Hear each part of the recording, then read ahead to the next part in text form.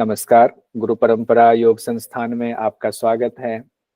आज से हम लोग जून 2025 बैच का शुभारंभ करने जा रहे हैं। जून 2025 बैच यानी यूजीसी नेट के लिए 3 परीक्षा होती है यूजीसी नेट में। एक जेआरएफ की, दूसरा असिस्टेंट प्रोफेसर और तीसरा पीएचडी। अब 3 कैटेगरी दिया हुआ है। आपकी उम्र जेआरएफ के लिए, असिस्टेंट प्रोफेसर या पीएचडी का क्या है उसका भी जिक्र हम करेंगे पीछे। आज से आप छात्र के तौर पर तो जुड़े ही हैं, आप गुरु परंपरा योग संस्थान के परिवार के सदस्य भी हो गए हैं। इधर उधर की बातें ना करते हुए सीधे मुद्दे की बात पर आते हैं कि पिछले कई बैच के अनुभवों को ध्यान में रखते हुए इस बार हम लोगों ने पढ़ाई के पैटर्न को काफी चेंज करने के लिए बदलाव करने का फैसला किया है। और उसमें मेंटर टीचर आपको इस बार मिलेंगे ताकि आपकी परफॉर्मेंस पर हम बारीकी से नजर रख पाए। पहले क्या होता था, संख्या बहुत ज्यादा हो जाती थी क्लास में और ऑनलाइन क्लास में लोग जुड़ते नहीं थे। ऑफलाइन भी अगर हम मैसेज कर रहे हैं तो रिप्लाई नहीं आता था। तो इस बार हमने काफी छटनी की है, संख्या हमने सीमित करने की कोशिश की है। गुरु दक्षिणा भी इस बार बढ़ाया हुआ है ताकि सीरियस छात्र जुड़े। इस बार पीवाईक्यू, जो पहले हम सिर्फ क्लास में पीवाईक्यू कराते थे, तो इस बार पीवाईक्यू आपको ऑनलाइन टेस्ट के जरिए भी कराया जाएगा, उसका विश्लेषण भी आपको क्लास में कराया जाएगा। 3 यूनिट की किताबें आपको फ्री मिलेंगी। यूनिट 2 जिसमें आपको योग वासिष्ठ, भगवद गीता और मुख्य उपनिषद होगा। यूनिट 3 जिसमें आपके 8 योग उपनिषद हैं और यूनिट 4 जिसमें योग दर्शन है। इनसे यूनिट 2, यूनिट 3, यूनिट 4 से बहुत सारे सवाल पूछे जाते हैं। बाकी यूनिट से भी, यूनिट 5 से भी बहुत सवाल पूछे जाते हैं। तो इस बार हम ये 3 यूनिट की किताबें देंगे। ज्यादातर लोगों को हमने यूनिट 4 की किताब भेज दी है, पोस्ट कर दिया हुआ। यूनिट 2 और यूनिट 3 की किताब अभी छपने जा रही है, 1 से 1.5 महीने के अंदर वो आपको मिल जाएगी। इस बार पेपर 1 भी हम पूरा कराएंगे। अभी तक 6-7 यूनिट ही हम हर बार कराते थे, लेकिन इस बार सभी 10 यूनिट हम कराने वाले हैं। हम गुरु परंपरा योग संस्थान के शिक्षकगण से भी आपका परिचय कराएंगे, लेकिन सबसे पहले हम लोग यूजीसी के लिए जो योग्यता है उस पर नजर डालते हैं कि यूजीसी के लिए क्या क्राइटेरिया है। फिर उसके बाद पेपर 1 और पेपर 2 का सिलेबस हम लोग देखेंगे, कट टू कट, इधर उधर की बातें नहीं। तो पेपर 1 पेपर 2 का दोनों सिलेबस अभी हम डिस्कस करेंगे। हाँ, एक इन्फॉर्मेशन और, जो इंग्लिश में भी ज्वाइन करना चाह रहे हैं, इंग्लिश मीडियम का जो बैच शुरू होगा वो 20 जनवरी से हम लोग शुरू करेंगे, तो परेशान नहीं होना है। कई लोगों ने फॉर्म भरा होगा इंग्लिश बैच के लिए, तो उनकी जानकारी के लिए 20 जनवरी से हम शुरू करेंगे। तो पहले हम लोग योग्यता देख लेंगे। अब दूसरी बात ये कि जिस विषय में आप और जिस चीज की तैयारी कर रहे हैं यूजीसी नेट की, अगर उसका सिलेबस ही आपको पता नहीं है तो आप परीक्षा में क्या देकर आएंगे, आपको पता नहीं चलता है। कई बार हमने देखा हुआ है कि छात्र, परीक्षा नजदीक है, 1 महीने बाद पेपर है, उनको पता नहीं कि उनका सिलेबस क्या है, सिलेबस में कौन कौन सी चीजें उनको पढ़नी है। चूंकि आप योग विषय से परीक्षा दे रहे हैं तो आपको योग विषय का सिलेबस हम सबसे पहले बताते हैं, फिर शिक्षकगण का परिचय भी होगा, फिर पेपर 1 का भी आपको सिलेबस बताया जाएगा। गुलशन सर आ गए होंगे, उम्मीद है। हरिओम सर। हरिओम। अच्छा, गुलशन सर आ गए हैं। और पुंडलिक सर आ गए हैं। Yes sir, Hariom sir. Hariom. Rajnish sir आए कि नहीं? नहीं आए हैं शायद। आइए, सबसे पहले हम लोग एलिजिबिलिटी देख लेते हैं, फिर उसके बाद सिलेबस देखें। मैं स्क्रीन शेयर करता हूँ, स्क्रीन के जरिए देख लेते हैं। देखिए, हर बार मन में ये सवाल रहता है कि कहीं सिलेबस चेंज तो नहीं हो गया, क्योंकि बीच में कुछ न्यूज आ जाती है कि सिलेबस को लेकर के कि सिलेबस चेंज होने वाला है। तो हम ये कंफ्यूजन में हो जाते हैं कि कहीं सिलेबस चेंज तो नहीं हो गया, कोई क्वेश्चन अलग तो नहीं आएगा। तो अभी सिलेबस में कोई बदलाव नहीं किया गया है। जो लास्ट सिलेबस आपका अभी जो चल रहा है वो 2019 में जो बदलाव किया गया, वही सिलेबस आपका अभी चल रहा है। मेरी आवाज आ रही है ना? थम्स अप करके बता दीजिएगा। तो 2019 से ही ये सिलेबस आपका जारी है, लेकिन नई शिक्षा नीति के हिसाब से फिर से सिलेबस चेंज होने की बात चल रही है, कमेटी बनी हुई है। जब सिलेबस चेंज होगा तो हम आपको सबसे पहले इसकी जानकारी देंगे कि सिलेबस चेंज हो गया है। अभी सिलेबस चेंज नहीं हुआ है। तो वर्तमान में जो सिलेबस चल रहा है वो जून 2019 से वो सिलेबस जारी है। सबसे पहले जो योग की परीक्षा शुरू हुई यूजीसी में वो 2017 से शुरू हुई है। तो 2017 से पहले बाकी विषयों में जो परीक्षा चल रही थी 10 साल हो गए थे। 10 साल पर जनरली चेंज हो जाता है, लेकिन इस बार नई शिक्षा नीति की वजह से हो सकता है कि पहले चेंज हो। तो 2017 में विशेषज्ञ समिति का गठन किया गया था सिलेबस चेंज करने के लिए, और फिर ड्राफ्ट तैयार होने के बाद यूजीसी और मानव संसाधन विकास मंत्रालय के पास भेजा गया था। उसके बाद उसको मान्यता दी गई और वही सिलेबस 2019 में चेंज होके आपके पास है। एक चीज और जो देखिए, सिलेबस से भी कई चीजें आ जाती हैं ना। मानव संसाधन विकास मंत्रालय, तो मानव संसाधन विकास मंत्रालय अब नहीं है, अब उसका नाम है शिक्षा मंत्रालय। तो ये भी आपको जानकारी होनी चाहिए कि अब क्या है, शिक्षा मंत्रालय है। अब हम लोग योग विषय से कर रहे हैं, तो योग विषय का जो सब्जेक्ट कोड है वो है 100। सब्जेक्ट कोड है 100, ये भी ध्यान रखेंगे। योग विषय का सब्जेक्ट कोड 100 है।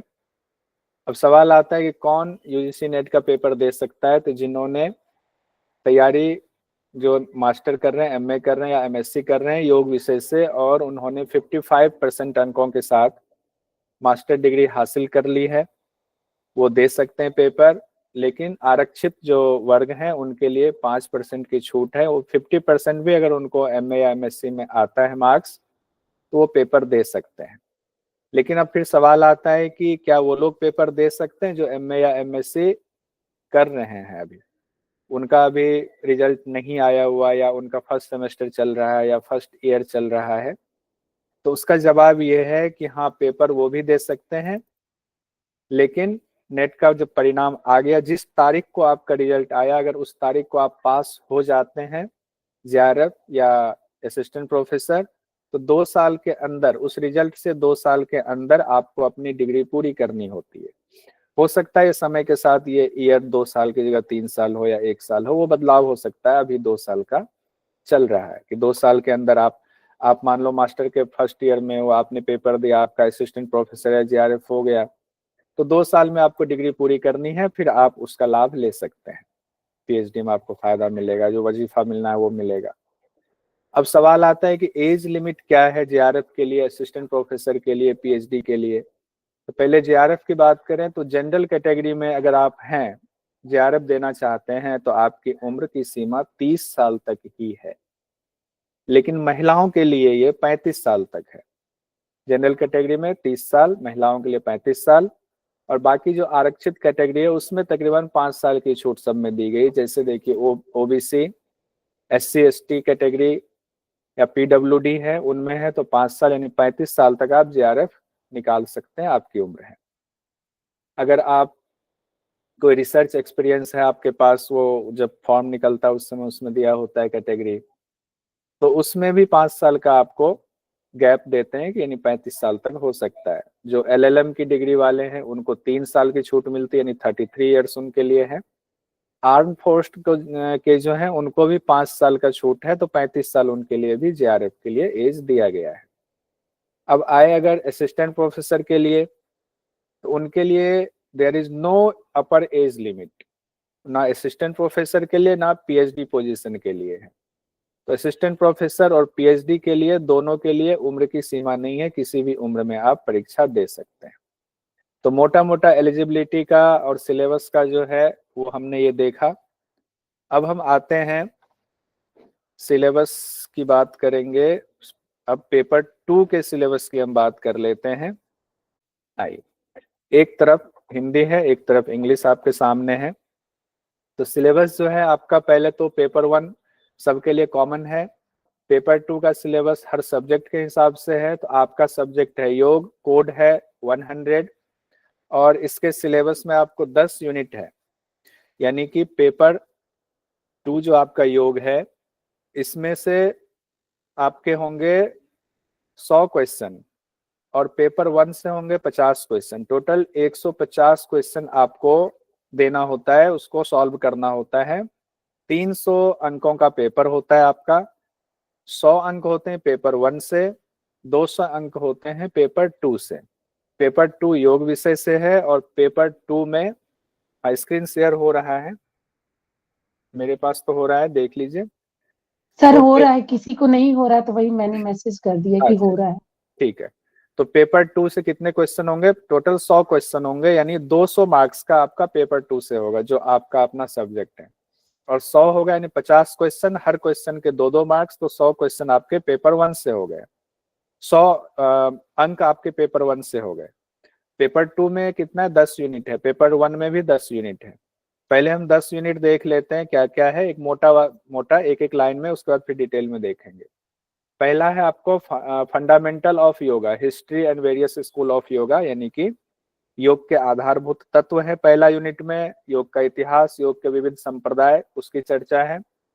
दूसरा है योगा टेक्स्ट, जिसमें पेपर यूनिट 2 में योग के ग्रंथ हैं। इसमें प्रमुख उपनिषद भगवद गीता, योग वासिष्ठ है, यानी कि प्रिंसिपल उपनिषद 10, भगवद गीता, योग वासिष्ठ है सेकंड यूनिट में। थर्ड यूनिट आपका है योग उपनिषद, उसमें 8 योग उपनिषद आपको पढ़ने हैं। उसके बाद है आपका यूनिट 4 जो पातंजल योग दर्शन है, जिससे सबसे ज्यादा क्वेश्चन पूछे जाते हैं, वो आपका यूनिट 4 है। पूरा योग दर्शन आपको पढ़ना है, 195 सूत्र आपको आना चाहिए तो बहुत अच्छा होगा। पांचवा जो आपका यूनिट है वो है हठयोग के ग्रंथ, 8 ग्रंथ आपको पढ़ना है हठयोग के, वो भी नाम हम लोग अभी देखेंगे। उसके बाद छठा यूनिट है आपका सामान्य मनोविज्ञान यानी साइकोलॉजी, ह्यूमन एनाटॉमी, फिजियोलॉजी है। उसके बाद डाइट न्यूट्रिशन है यूनिट 6 में। यूनिट 6 भी बड़ा यूनिट है। यूनिट 7 आपका है योग एंड हेल्थ का, योग और स्वास्थ्य का। यूनिट 8 आपका है चिकित्सीय योग, जिसको थेरेपेटिक योगा कहते हैं। यूनिट 9 आपका योग के अनुप्रयोग है, एप्लीकेशन ऑफ योगा। और यूनिट 10 में आपका है प्रैक्टिकल योगा, जिसमें कि आपको षटकर्म, आसन, प्राणायाम, मुद्रा बंद, ध्यान, सूर्य नमस्कार की चर्चा है। उसमें आपको सूक्ष्म व्यायाम से भी सवाल पूछा जाता है। तो इसके लिए तो पुस्तक सबसे बढ़िया जो बिहार स्कूल ऑफ योग की किताब है, उससे बहुत ज्यादा आता है। अब हम लोग, मैं यूनिट 1 से यूनिट 5 तक आपको बताता हूँ सिलेबस पेपर 2 का। उसके बाद यूनिट 6 से यूनिट 10 तक गुलशन सर आपको बताएंगे। तो यूनिट 1 जो हमारा इकाई 1 है, यूनिट 1 है, उसमें है फंडामेंटल ऑफ योगा, जिसमें हिस्ट्री और वेरियस स्कूल ऑफ योगा है। उसमें है योग का इतिहास क्या है, कैसे इसका डेवलपमेंट हुआ है, योग का अर्थ क्या है, कौन कौन सी परिभाषाएं हैं, क्या भ्रामक धारणाएं हैं, मिसकंसेप्शंस क्या है, इसका योग का लक्ष्य क्या है, योग के उद्देश्य क्या है, यानी एम और ऑब्जेक्टिव्स ऑफ योगा क्या है। उसके बाद आपको पढ़ना है वेद, उपनिषद और प्रस्थान त्रयी का परिचय क्या है। वेद का सामान्य परिचय आपको जानना है, उपनिषद के बारे में जानना है क्या होता है, प्रस्थान त्रयी से सवाल आते रहे हैं, कई बार पूछे गए, वो क्या होता है, पुरुषार्थ चतुष्टय से सवाल पूछे जाते हैं। उसके बाद षट दर्शन की चर्चा आती है, 6 भारतीय दर्शन जो मुख्य हैं, उससे बहुत सवाल पूछे जाते हैं। उसके बाद तत्व मीमांसा, ज्ञान मीमांसा, आचार मीमांसा, ये 3 कैटेगरी में जो दर्शन को बांटा गया है वो क्या होता है, उसकी चर्चा हम लोग देखेंगे। फिर है कि सांख्य योग और वेदांत, वो क्या होता है। वेदांत दर्शन का थोड़ा सा ज्यादा डिटेल में हम लोग पढ़ेंगे। सांख्य दर्शन से तो उसके कारिका भी पूछी जा रही है आजकल, तो सांख्य दर्शन को थोड़ा सा बढ़ाना पड़ेगा। उसके बाद आपको महाकाव्य एवं स्मृतियों का परिचय, जैसे कि रामायण में अरण्य कांड आपको पढ़ना होता है, अरण्य कांड से नवधा भक्ति वगैरह सवाल पूछ दिया जाता है। महाभारत का शांति पर्व बहुत बड़ा पर्व है, उससे भी सवाल कई बार आ जाता है, कई बार नहीं भी आता है, लेकिन पढ़ना तो है, सिलेबस में है आपके। याज्ञवल्क्य की स्मृति से सवाल आया हुआ है कई बार। फिर यूनिट 1 में ही आपके महर्षि पतंजलि, गुरु गोरक्षनाथ के बारे में उनकी जानकारी, जीवनी वगैरह है, उनकी परंपराएं क्या है, योग की संक्षिप्त परिचय, और योग में क्या योगदान महर्षि पतंजलि और गुरु गोरखनाथ जी का है। नारद भक्ति सूत्र बहुत छोटा पतला है, देखिए इतना पतला सा है नारद भक्ति सूत्र ये, और इससे भी सवाल आता है, नारद भक्ति सूत्र से सवाल पूछा जाता है। संत साहित्य में जैसे कि कबीरदास, तुलसीदास, सूरदास जी के बारे में परिचय पूछा जाता है कि उन्होंने कौन कौन क्या क्या योगदान उनका रहा, क्या कोई किताबें लिखी है, तो उससे भी क्वेश्चन आता है। उसके बाद आधुनिक काल में योग है, तो कई योगियों के बारे में आपने देखा होगा, क्वेश्चन पूछा जाता है कि इनका जन्म दिवस क्या है, कौन सा योग इन्होंने दिया है। जैसे स्वामी विवेकानंद जी का पूछा जाएगा, श्री अरविंद का, महर्षि रमन का, महर्षि दयानंद सरस्वती का, इनकी परंपराएं पूछी जाती है। आधुनिक काल में इनको दिया हुआ सिलेबस के मुताबिक इसको कहा गया है कि योगा इन मॉडर्न टाइम। उसके बाद है समसामयिक काल में। समसामयिक काल में दिया गया श्री श्यामाचरण लाहिरी बाबा जो क्रिया योग से संबंधित हैं, श्री टी कृष्णमाचार्य जी, स्वामी शिवानंद सरस्वती, स्वामी राम हिमालय, महर्षि महेश योगी, पंडित श्री राम शर्मा आचार्य जी जो शांति निकेतन नहीं है, हरिद्वार में है, आपका जो गायत्री परिवार है, शांति कुंज है, बहुत सुंदर शांति कुंज गायत्री परिवार, जिसमें देव संस्कृति विश्वविद्यालय भी चलता है, तो वो भी आपके सिलेबस में है। फिर जो वेरियस स्कूल और योगा की बात हो रही थी, ज्ञान योग, भक्ति योग, कर्म योग, राजयोग, हठ योग, मंत्र योग क्या है, इससे भी सवाल पूछे जाते हैं। ज्ञान योग से तो बहुत सवाल पूछा जाता है। जैन मत और बौद्ध मत से सवाल पूछा जाता है। लगातार ये सब सवाल आ रहे हैं। यूनिट 1 बहुत बड़ा यूनिट है आपका। उसके बाद बात करते हैं यूनिट 2 की। देखिए सिलेबस बहुत ध्यान से पढ़िए, ध्यान से जानिए। पिछली बार भी रजनीश सर ने कहा था सब लोगों से, देखिए सिलेबस आपके कंठस्थ होना चाहिए। सिलेबस अगर आपको पता है तो आपको लगेगा कि दिमाग में, माइंड में हमें क्या पढ़ना है, उसका एक खाका तैयार हो जाता है। तो इसीलिए हर बार हम सिलेबस को बहुत अच्छे से कवर कराते हैं पहली क्लास में। यूनिट 2 में आपका 3 चीज है। मुख्य उपनिषद है, 10 मुख्य उपनिषद, भगवद गीता और योग वासिष्ठ, और तीनों ही बहुत इंपॉर्टेंट, बहुत बड़ा है। 10 मुख्य उपनिषद को हम लोगों ने पूरा सीक्वेंस में हम आपको याद करा देंगे कौन सा है। इस केन कठ है ईशावास्य उपनिषद, केन उपनिषद, कठोप उपनिषद। अब उसमें जो लिखा है ना कर्मनिष्ठ की अवधारणा, विद्या विद्या, ये तो छोड़ दीजिए। आप ये मान लो कि तकरीबन जो इम्पोर्टेंट उसमें है, जो सिलेबस में नहीं है, वो भी पूछ लिया जाता है। ईशावास्य उपनिषद, केन उपनिषद, कठ उपनिषद, प्रश्न मुंडक मांडुक्य, प्रश्न उपनिषद, मुंडक उपनिषद, मांडुक्य उपनिषद। मांडुक्य सबसे छोटा उपनिषद है, ये भी ध्यान रखिएगा। ऐत्रेय उपनिषद, तैत्रेय उपनिषद, छांदोग्य और बृहदारण्यक। ये आपके 10 उपनिषद पढ़ने हैं। उनके विषय को छोड़ देते हैं। विषय तो जो इम्पोर्टेंट है सिलेबस में दिया हुआ उससे ज्यादा ही पूछा जाता है। उसी तरीके से भगवद गीता में हम लोग आए तो भगवद गीता में जो आपके सिलेबस में लिखा हुआ है वो कम लिखा हुआ, पूछा जाता है इससे ज्यादा। जो सिलेबस में नहीं है वो भी पूछ लिया जाता है। इसीलिए जो पूछा जाता है क्वेश्चन के हिसाब से हम पढ़ाते हैं, सिलेबस से थोड़ा ज्यादा ही पढ़ाने की कोशिश होती है हमारी। कि भगवद गीता का सामान्य परिचय क्या है, उसके 18 अध्याय का नाम क्या है सीक्वेंस में, उसमें योग की कौन कौन सी परिभाषाएं दी गई हैं, और भगवद गीता की प्रासंगिकता क्या है, वो सारी चीजें, सारा ही अध्याय तकरीबन हमें पढ़ना होता है। तो वो सारा कुछ हम आपको पढ़ाएंगे। उसका सिलेबस भी आपको और मिल जाएगा। उसके बाद है योग वासिष्ठ यूनिट 2 में ही। योग वासिष्ठ में आपको भगवान रामचंद्र जी और उनके गुरु वशिष्ठ जी और विश्वामित्र जी के बीच संवाद है। मेन गुरु वशिष्ठ और रामचंद्र जी का संवाद है। विश्वामित्र जी का थोड़ा सा संवाद है शुरुआत में। तो उसमें क्या संवाद है, योग के बारे में क्या बात कही गई है, जैसे आदि व्याधि की अवधारणा है, मुक्ति के 4 द्वारपाल से क्वेश्चन पूछे जाते हैं। उसके बाद है ज्ञान की सप्त भूमिका से क्वेश्चन पूछ दिए जाते हैं। तो ये आपको योग वासिष्ठ में भी पूरा पढ़ाया जाएगा। बहुत मोटा ग्रंथ है और यहाँ छोटा दिया हुआ है, लेकिन पूछ लिया जाता है कहीं से भी क्वेश्चन। उसके बाद यूनिट 3 आपका है पूरा योग उपनिषद है। 8 योग उपनिषद आपको पढ़ना है। श्वेता की कुंडली में चूड़ा 3, योग तत्व से ध्यान लगाकर नाद सुना और योगराज हो गए। ये फॉर्मूला है सीक्वेंस में याद करने का 8 योग उपनिषद को। पहला उपनिषद श्वेता सुतर उपनिषद है, दूसरा है योग कुंडल्य उपनिषद, तीसरा है योग चूड़ामणि उपनिषद, चौथा है त्रिशिखी ब्राह्मणो उपनिषद, फिर है योग तत्व उपनिषद, ध्यान बिंदु उपनिषद, नाद बिंदु उपनिषद, और लास्ट में है योगराज उपनिषद, छोटा उपनिषद है योगराज उपनिषद। यूनिट 3 में बहुत सारे क्वेश्चन पूछे जाते हैं यूनिट 3 से भी। अब यूनिट 4 पर आते हैं। यूनिट 4 का वेटेज सबसे ज्यादा होता है। बाकी यूनिट में क्वेश्चन ऊपर नीचे हो सकता है, किसी से कम किसी से ज्यादा।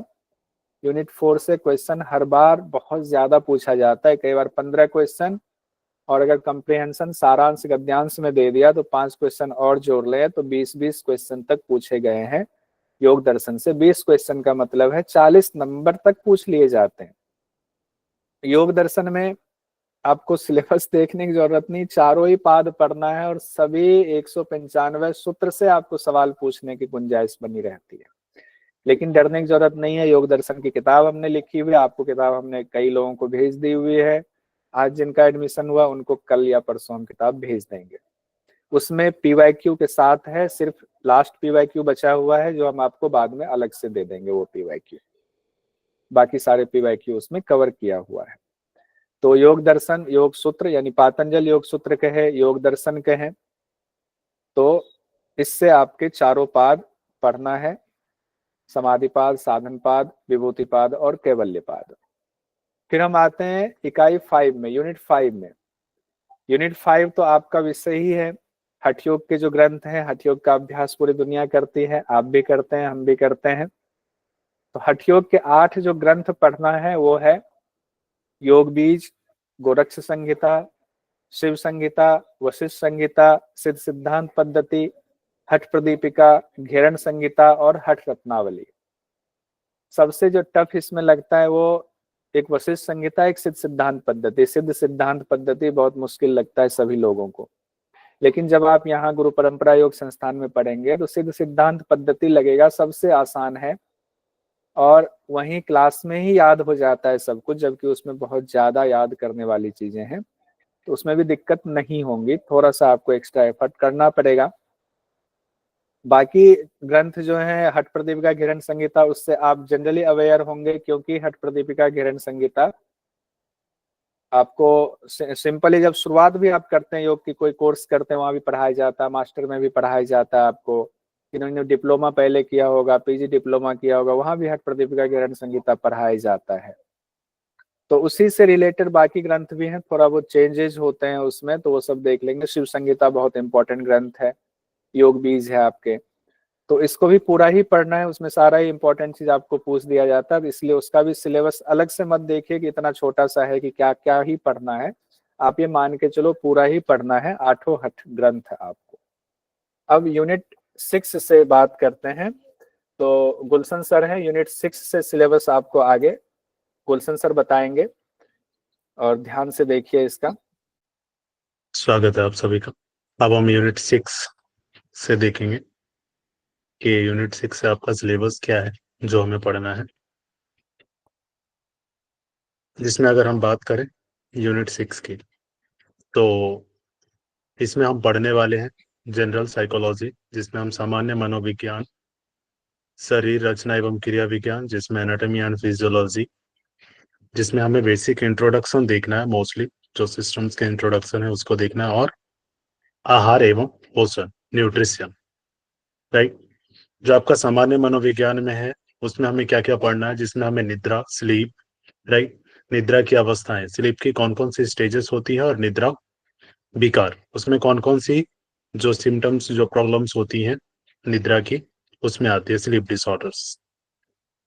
व्यवहार के विज्ञान के रूप में मनोविज्ञान हमें पढ़ना है, राइट, जिसमें हमें बिहेवियरल जो साइकोलॉजी है उसको पढ़ना है, साइंस ऑफ बिहेवियर, जिसमें साइकोलॉजी बेसिस ऑफ बिहेवियर, जिसमें व्यवहार का मनोविज्ञान जो आधार है उसको देखना है। व्यक्तित्व का स्वरूप का एक परिचय देखना है हमें, जिसको हम कहते हैं पर्सनालिटी, राइट। विकास के निर्धारक तत्व, पर्सनालिटी को कौन कौन से ऐसे जो तत्व हैं वो निर्धारित करते हैं। फिर अनुवांशिक, वातावरणीय हो गया, व्यक्तित्व विकास के साथ जो विभिन्न रूप एवं अवस्थाएं होती हैं, right, facts and stages of the personality development, इसमें हमें ये पढ़ना है। फिर उसके बाद आपका आ जाता है कॉग्निटिव साइकोलॉजी, जिसमें सेंसेशन, परसेप्शन हो गया, attention, memory, learning and their definition and types, clear है। फिर मेंटल हेल्थ, जिसमें हमें क्या पढ़ना है, मानसिक द्वंद्व हो गया, कुंठा के कारण हो गए, राइट, कॉन्सिक्वेंसेस ऑफ मेंटल जो कॉन्फ्लिक्ट्स होते हैं उसके बारे में। सामान्य मानसिक विकारों का परिचय हो गया, एंड फ्रस्ट्रेशन, मोस्टली जब हम बात करें। कॉमन मेंटल डिसऑर्डर्स हमें पढ़ने हैं, और जिसमें इंसोमेनिया हो गया, डिप्रेशन हो गया, स्ट्रेस, एंजाइटी डिसऑर्डर्स जो हो गए, ये हमें डिटेल में पढ़ना है।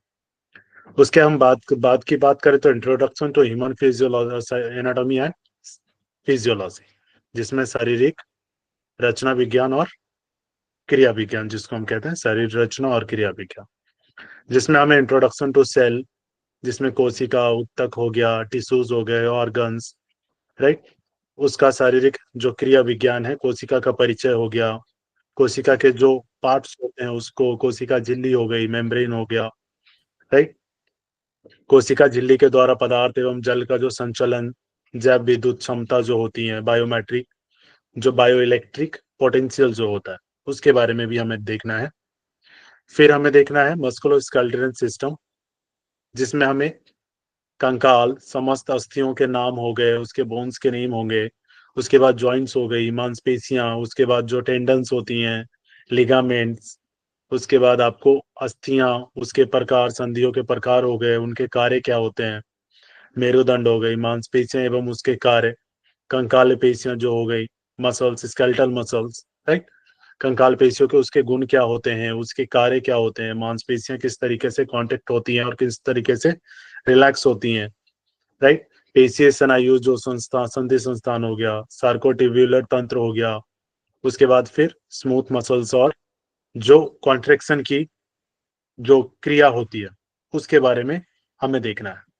उसके बाद आपको पाचन एवं उत्सर्जन तंत्र, जिसमें डाइजेस्टिव और एक्सक्रीटरी सिस्टम के बारे में देखना है, एनाटॉमी ऑफ डाइजेस्टिव सिस्टम, उसका स्ट्रक्चर क्या होता है, एक, राइट, उसके बाद एक्सक्रीटरी सिस्टम हो गया, उसी में हमें पढ़ना है, राइट, जिसमें ऑर्गन्स क्या क्या होते हैं एक्सक्रीटरी के, और उसके बाद आपके गैस्ट्रोइंटेस्टाइनल सिस्टम हो गया, general structure of alimentary canal हो गया, गैस्ट्रिक सिक्रिएशन, किस तरीके से जूसेस सिक्रिएट होते हैं, पेनक्रियाज से कौन कौन से जूसेस जो एंजाइम्स होते हैं वो सिक्रिएट होते हैं, राइट, और फिर गैस्ट्रिक मोटिलिटी जो डाइजेस्टिव, पेस्ट्रोलाइसिस जो गैस्ट्रोइंटेस्टाइनल जो हार्मोन्स रिलीज होते हैं, उसके बारे में हमें डिटेल में देखना है।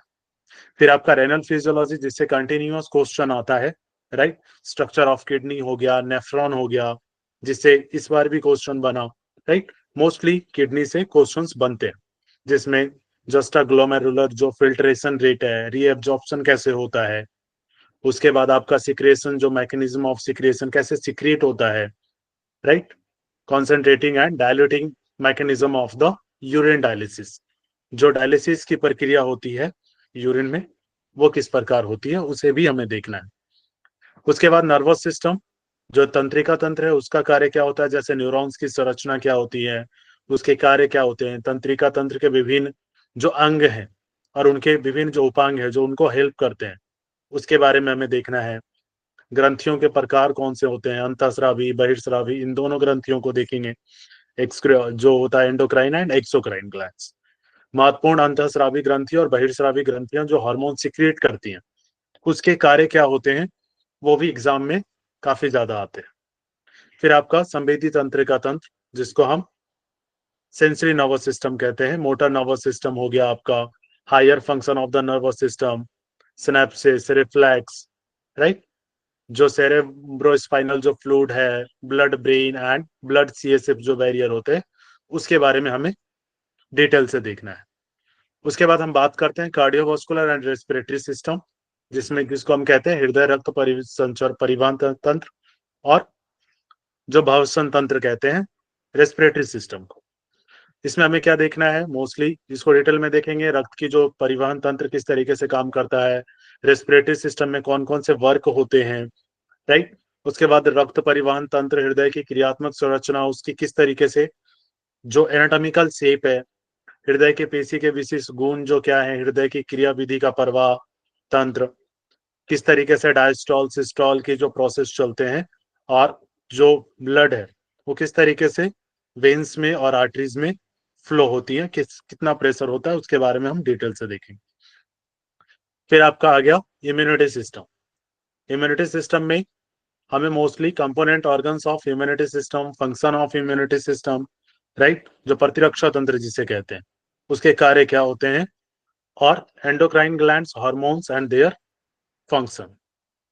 फिर रेस्पिरेटरी सिस्टम, जिसमें anatomy of male and female reproductive system, दोनों को डिटेल में हमें पढ़ना है, किस तरीके से कौन सा वर्क होता है, कौन से हार्मोन से क्रिएट होते हैं और कहां से कंट्रोल होता है।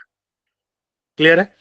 इसी यूनिट में हमारा डाइट एंड न्यूट्रिशन है, जिसमें आहार एवं पोषण की मूलभूत जो अवधारणा क्या होती है, पोषण की समझ, पोषण की आवश्यकता क्या होती है, संबंध में जो मूलभूत जो शब्दावली है, मानव की पोषणीय आवश्यकता, आहार की अवधारणा, आहार के स्वीकार्यता, आहार के कार्य क्या होते हैं, उसमें कौन कौन से घटक होने चाहिए, राइट।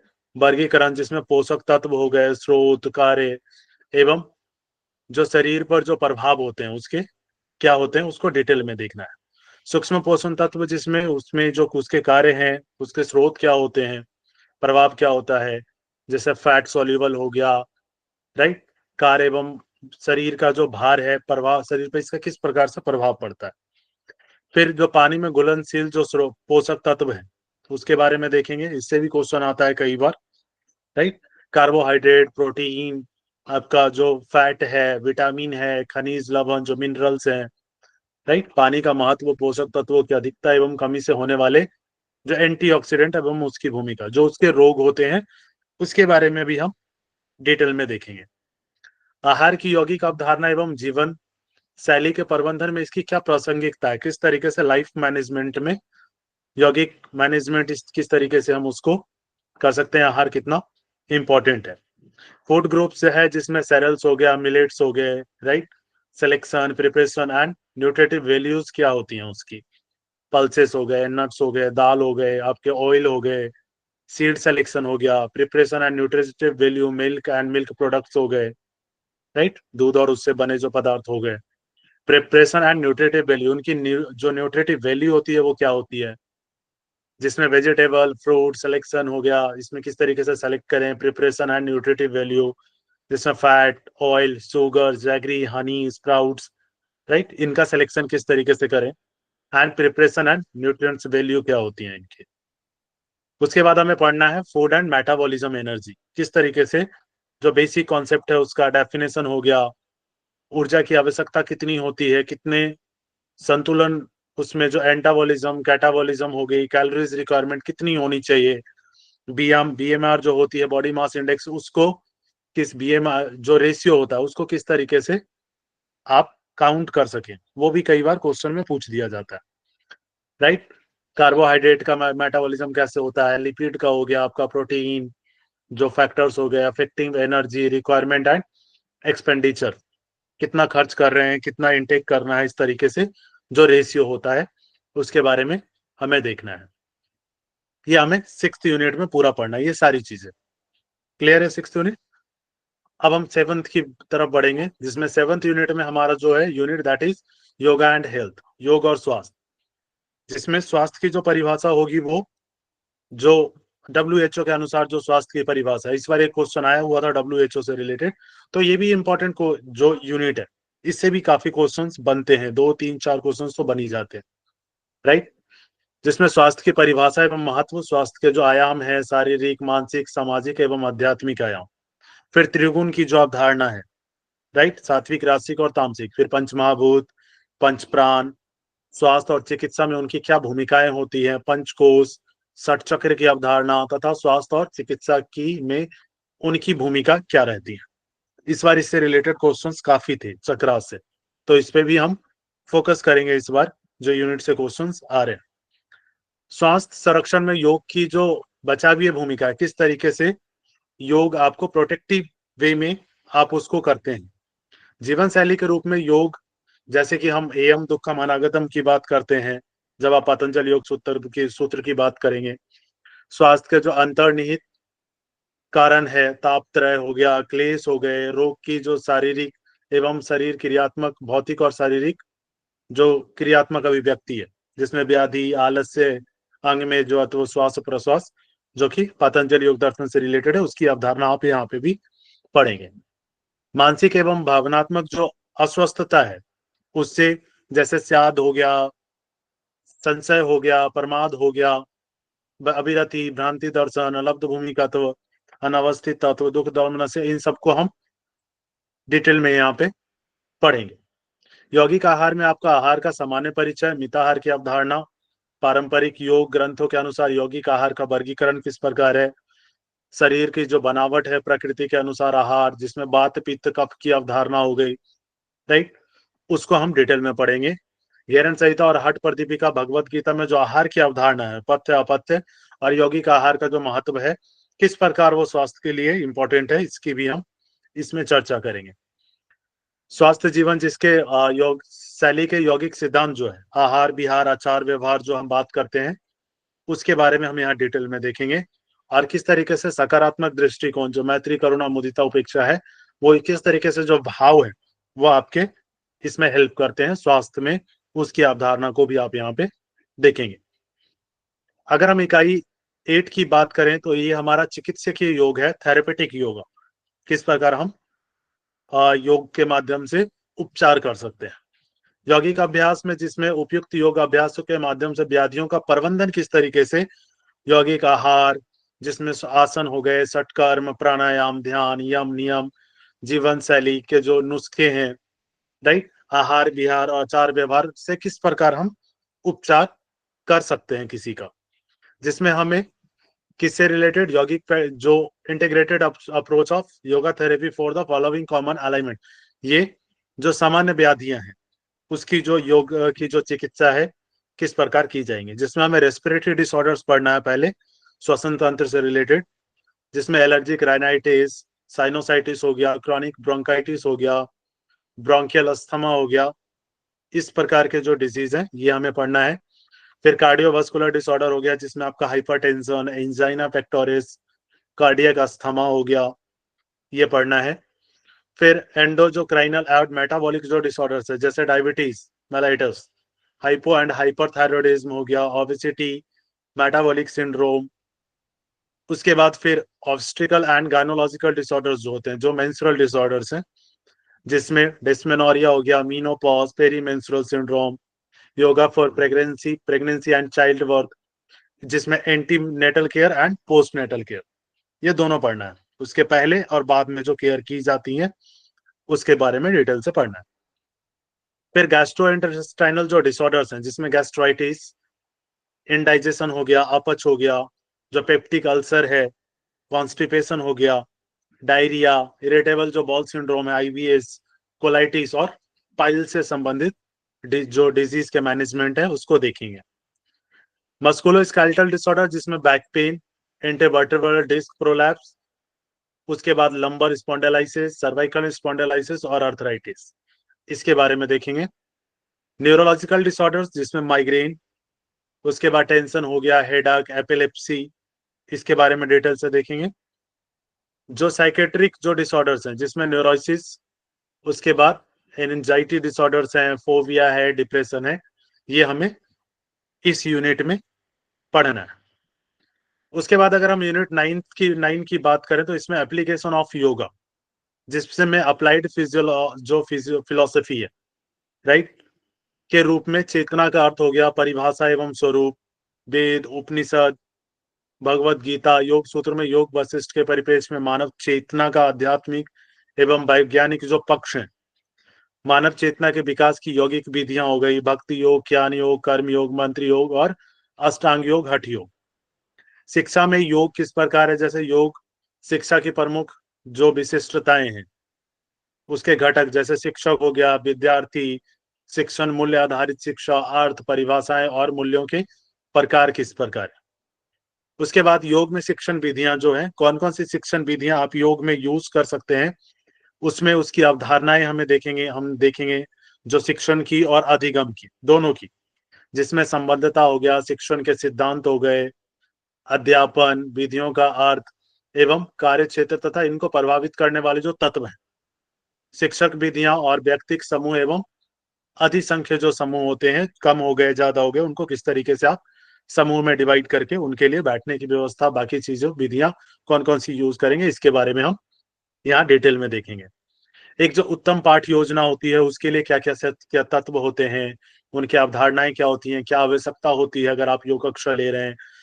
उसके बाद अध्यापन की योजनाएं किस प्रकार बनाएंगे, उसमें आसन, प्राणायाम, मुद्रा, बंद, जो नादा अनुसंधान, उसके बाद ध्यान की जो विधियां, ये सारी चीजें इसमें आपकी कवर हो जाएंगी।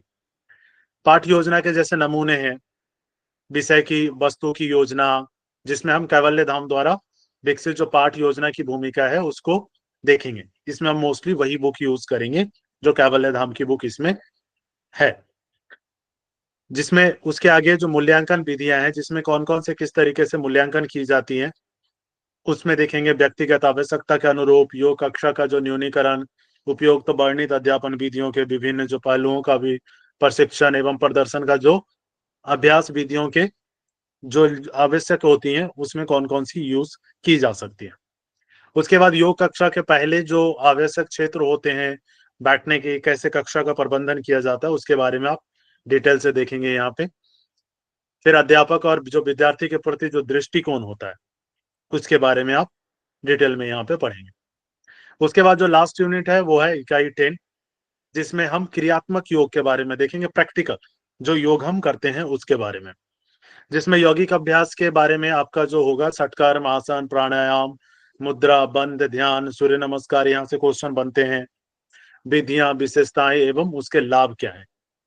षटकर्म में जो हम देखेंगे, जिसमें हमें वमन धौती, वस्त्र धौती, दंड धौती, लघु संघ प्रक्षालन, पूर्ण जो संघ प्रक्षालन है, नीति में दोनों, जल नीति, सूत्र नीति और कपालभाति, जिसमें बात कर्म, व्युत्कर्म और शीतकर्म, अग्निसार, नौली और त्राटक, यहाँ डिटेल में देखेंगे, जो आप हठ यौगिक टेक्स्ट में देखेंगे, यहाँ आप प्रैक्टिकल वे में भी देखेंगे। आसन में जो खड़े होकर करने वाले आसन है, जैसे अर्धकटी चक्रासन, पादस्तासन, अर्ध चक्रासन, त्रिकोणासन, परिवर्त त्रिकोणासन, पार्श्व कोणासन, वीरासन, किस तरीके से किए जाते हैं और उनके लाभ क्या होते हैं, उसके बारे में हम डिटेल में देखेंगे। यहाँ पे बैठकर किए जाने वाले जो आसन है, पश्चिमोत्तानासन, सुप्त वज्रासन, अर्धमस्तेंद्रासन, उसके बाद वक्रासन, बद्ध कोण, उसके बाद आपका मेरुदंडासन, आकर्ण धनुरासन और गोमुखासन का अभ्यास किस प्रकार किया जाता है।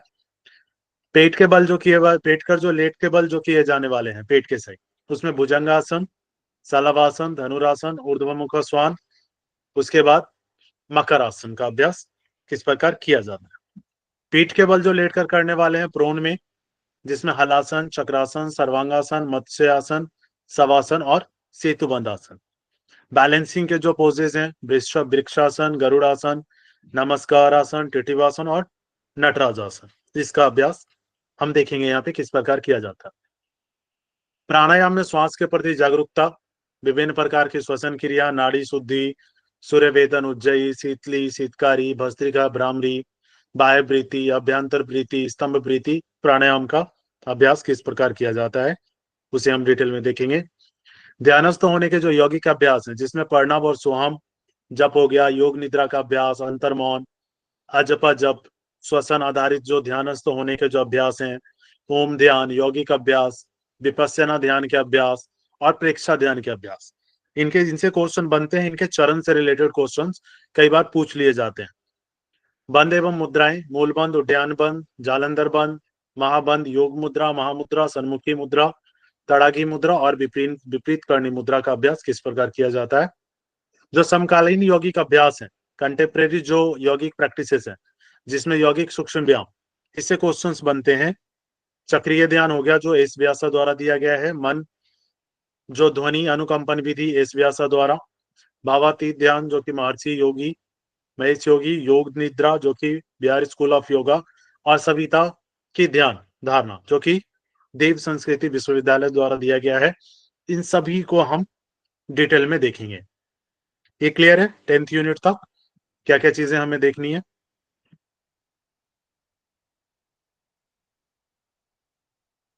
चल ओके। गुलशन सर यूजीसी नेट क्वालिफाइड हैं, आपको पढ़ाएंगे भी कई यूनिट्स, बहुत अच्छे से तैयारी कराई है और इंग्लिश में भी पढ़ाएंगे, इंग्लिश वाला बैच जो शुरू होगा उसमें भी पढ़ाएंगे।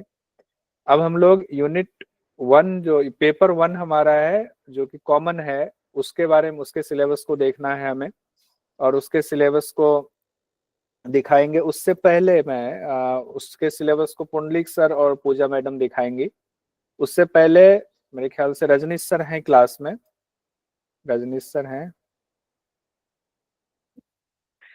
यस सर, नमस्कार सर। नमस्कार। रजनीश सर से मैं चाहूंगा कि रजनीश सर का परिचय करा दूं, उसके बाद रजनीश सर से 2 शब्द ले लेंगे और फिर हम लोग पेपर 1 का सिलेबस देखेंगे। Rajnish sir UGC NET qualified हैं और तकरीबन 58 के आसपास के होने वाले हैं। एयरफोर्स में थे, एयरफोर्स के से रिटायर होने के बाद एज में सर थोड़ा बहुत 19-20 होगा तो सुधार दीजिएगा। रिटायर होने के बाद अभी दिल्ली गवर्नमेंट में कैग में काम कर रहे हैं, ऑडिट करते हैं, ऑडिट रिपोर्ट तैयार करते हैं गवर्नमेंट के लिए। तो रजनीश सर से हम चाहेंगे, रजनीश सर को इसलिए भी हमने बुलाया हुआ है, हर बार हम ये बुलाते हैं। एक तो रजनीश सर आपको मैथमेटिक्स भी पढ़ाएंगे यूनिट 1 में, बहुत अच्छे से पढ़ाते हैं, मैथमेटिक्स पूरा याद करा देते हैं। रजनीश सर को बुलाने का मकसद ये होता है कि हम प्रेरणा ले पाए कि पढ़ाई जो है कोई उम्र की सीमा को नहीं देखती है। पढ़ाई ये भी नहीं देखती कि हमारी बस कमाई के लिए हम पढ़ाई कर रहे हैं। रजनीश सर को योग उन्होंने यूजीसी नेट किया कमाई के लिए नहीं किया हुआ है, उनका शौक था कि योग के बिना चाहे आप एयरफोर्स में हो, चाहे आप कैग में हो, चाहे ऑडिट रिपोर्ट तैयार कर रहे हैं, डॉक्टर है, इंजीनियर है, सबके लिए योग जरूरी है, चाहे गृहस्थ हैं चाहे किसान हैं, सबके लिए। तो उन्होंने कहा जब योग करना ही है तो अच्छे से करें, तो यूजीसी नेट भी करने। यूजीसी नेट का तात्पर्य यह है कि उसमें आपको सिलेबस इतना बड़ा है कि आप अंदर तक जाते हैं और गहराई तक उसको समझ पाते हैं, उसके थियोरी पार्ट को भी समझ पाते हैं, प्रैक्टिकल तो आप करते ही हैं। तो मैं रजनीश सर का स्वागत करता हूं कि 2 शब्द कहें। धन्यवाद सर। सभी लोगों का गुरु परंपरा योग संस्थान में हार्दिक स्वागत है। ये हमारे गुरु जी कौशल कुमार जी के द्वारा संचालित है और स्थापित है, संचालित है और सब कुछ है उनके द्वारा, और हम लोग सहयोगी के तौर पर उनके साथ हैं। ये हमारे भी गुरु हैं और इनके मार्गदर्शन में ही हम लोग इतना थोड़ा सोच पाते हैं आगे। तो इसमें सब कुछ तो बता दिया गया है। जैसे उन्होंने मेरे बारे में बताया, मैं अभी इसी साल 2025 सितंबर में दूसरी बार रिटायर होने जा रहा हूँ। मतलब I am going to complete 60 years. 2 साल मैंने कम लेकिन कर दिया था, सॉरी सर। हाँ सर। सो ये न्यूमेरिकल वैल्यू होती है, केवल ये क्या गणितीय अंक है। योग में अगर आप हैं तो ये उम्र जो है एक गणितीय अंक है। आप कभी जो है नेवर से डाई वाला चलता है और आप हमेशा यंग रहते हैं। तो जैसे इन्होंने बताया अभी तक योग पेपर 2 में योग के बारे में, तो जो पुराने हैं वो तो जानते ही हैं। इसमें बहुत सारे हमारे साथ जो पुराने विद्यार्थी हैं, स्टूडेंट्स हैं। अभी जैसे जो नए जुड़े हैं उनको लग रहा होगा कि इतना बड़ा विशाल सिलेबस, ये है, डर गए होंगे, ये है इतना क्या, ये सब एनाटॉमी में जा रहे हैं, फिजियोलॉजी में जा रहे हैं, फिर थेरेप्टिक में जा रहे हैं, उपनिषद में जा रहे हैं, फिर योग सूत्र में जा रहे हैं, फिर इतना योग क्या हठ योग में जा रहे हैं, फिर उसके बाद और भी आपके एमए के जो कोर्सेज है, सिलेबस हैं, योग के आधारभूत तत्व हैं सब। उसके बाद ये तो आपका पढ़ा हुआ है, लेकिन उसके साथ में लग जाता है यूनिट 1, जो कि सबसे ज्यादा परेशान करता है, जो आप लोगों के टच का नहीं होता है, ज्यादातर मैक्सिमम लोगों का। तो इतना डरने की बिल्कुल जरूरत नहीं है। जो नए हैं मैं उनको ये कह रहा हूँ कि बिल्कुल जरूरत नहीं है। आप लोग बहुत अच्छे योग संस्थान में, मतलब यहाँ पर इंस्टीट्यूट से जुड़े हुए हैं। यहाँ आपको हर एक चीज क्रम वाइज में बहुत अच्छे तरीके से पढ़ाया जाएगा, स्पेशली पेपर 2। तो उसमें बिल्कुल आप लोगों को चिंता नहीं है। बस आप लोगों को एक ही काम करना है कि जैसे सभी ने पढ़ा हुआ है योग सूत्र, योग सूत्र में ये कहा गया है, क्या कहा है, दीर्घकाल निरंतर सत्यकारा सेवितो, पढ़े है ना। तो उसी तरीके से आपको दीर्घकाल निरंतर, निरंतर का निरंतरता के साथ, श्रद्धा के साथ आपको पढ़ते रहना है। आप अगर आप पढ़ते रहेंगे 100%, जब मैं दिन भर 9 से, और उसमें क्या कहते हैं आपके 5:30 तक मैं ऑफिस में रहता हूँ। उसके बाद आके शाम को यही क्लास करता था बस। लेकिन सैटरडे संडे जो पूरा वीक रहता है तो उसको थोड़ा सा रिवाइज करने की कोशिश करता था। मेरा सेकंड टाइम में ही निकल गया। तो मैं वो सेकंड टाइम में मेरा नेट क्वालिफाई हो चुका था। इसका मतलब है कि जब मैं इतना व्यस्त रहते हुए भी कर सकता हूँ, तो आप लोग तो एकदम उसके लिए ही बने हुए हैं। एक चीज यही करना है कि आप लोगों को अपने जो और भी जो दुनिया भर के एक्टिविटीज हैं जो कि अवॉइडेबल हैं, उनको प्लीज अवॉइड कर दीजिए। और रोज कम से कम जो पढ़ाया जा रहा है उसको एक बार घर में स्वाध्याय जरूर करें। खुद का उसमें सेल्फ रीडिंग और स्टडी जरूर करें। जहां तक पेपर 1 की बात है, पेपर 1 थोड़ा सा आप लोगों के लिए अछूता रहेगा। उसमें कोई ज्यादा ध्यान मतलब परेशान होने की जरूरत नहीं, वो भी क्रम से आपको एक एक चीज पढ़ाया जाएगा। मैं आप लोगों को विशेषता मैथमेटिक्स पढ़ाऊंगा। मैथमेटिक्स का सिलेबस बहुत ज्यादा वो नहीं है, एकदम सिंपल मैथमेटिक्स है, जो आपको बेसिक से लेकर के थोड़ा कैलकुलेशन आप कर सको आसानी से, और जो व्यवहारिक जीवन में जो आप मैथमेटिक्स को ला सकते हो वही चीज है। उसके बाद एक आता है, जरूरी है वो बहुत है, वो है डाटा इंटरप्रिटेशन। डाटा इंटरप्रिटेशन में कैसे आप जो डाटाज हैं उनको अपने अनुसार कैसे कैलकुलेट करते हैं। डाटा इंटरप्रिटेशन और मैथमेटिक्स का आपके सिलेबस में लाने का मुख्य कारण ये है कि आप नेट क्वालिफाई होने के बाद आपको रिसर्च भी करना है, आपको पीएचडी करना है। तो पीएचडी में क्या होता है, डाटा कलेक्शन होता है, डाटा कलेक्शन का डाटा कैलकुलेशन होता है, उसके बाद आप एनालाइज करके उसके बाद अपना आप रिजल्ट निकालते हैं। तो इसलिए मैथमेटिक्स का जानना बहुत जरूरी है। और वैसे सर भी बताएंगे पेपर वन के बारे में। पेपर वन में भी कुछ चैप्टर्स बहुत ही इंपॉर्टेंट हैं, जैसे आपका आईटी है, आईसीटी, इंफॉर्मेशन कम्युनिकेशन टेक्नोलॉजी, ये आपका हर एक चीज में आएगा। उसकी एक चैप्टर खुद का स्वयं का है, उसके बाद आपका रिसर्च एप्टीट्यूड में भी आएगा, उसके बाद टीचिंग एप्टीट्यूड में भी आएगा, टीचिंग मेथोडोलॉजी में भी आएगा, हर एक चीज में वो 3-4 अब में आएगा। तो उस पर आप लोगों को विशेष ध्यान देके पढ़ना है।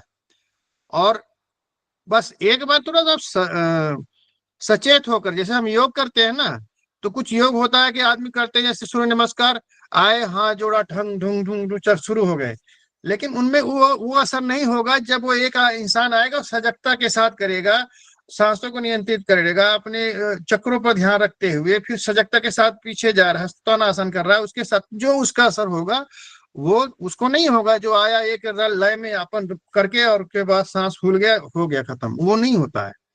इसी तरीके से आपको थोड़ा सजगता के साथ रहोगे तो अवश्य आपका जो जिस उद्देश्य के साथ है उस उद्देश्य को पूरा होगा। और हमारे इसमें जो है बहुत हम लोग साधारण रूप से रहते हुए भी इतना अच्छा सामग्री आपको प्रस्तुत करेंगे, बस आपको साथ देने की जरूरत है। आप लोग अपना साथ दीजिए, हमारा साथ दीजिए। और हमने देखा कि इतने बड़े बड़े इंस्टीट्यूट्स हैं जो 12-12 हजार ले रहे हैं, लेकिन उनका passing percentage, net qualifying percentage हमसे बहुत कम है, हम बहुत आगे हैं उनसे। रही जेआरएफ की बात, तो एक जेआरएफ हमारे पुंडलिक सर हैं, उन्होंने क्वालिफाई किया हुआ है, और मुझे आशा है कि इस बार भी 1-2 जेआरएफ, नेट तो क्वालिफाई होते ही होते हैं 12-15 लोग, लेकिन जेआरएफ भी शायद 1-2 और निकालेंगे। और हम आशा करते हैं कि आप लोग इसी ध्यान के साथ, जिस उत्साह के साथ जुड़े हैं, जुड़े रहिए। लगातारता होनी चाहिए, लगातारता और विश्वास, श्रद्धा, ये 2 चीज रहेगी आपको तो 100% आप क्वालिफाई कर जाएंगे। आप लोग अवॉइडेबल जो आपकी एक्टिविटीज हैं उनको अवॉइड कर दीजिए, ध्यान लगा के पढ़ाइए।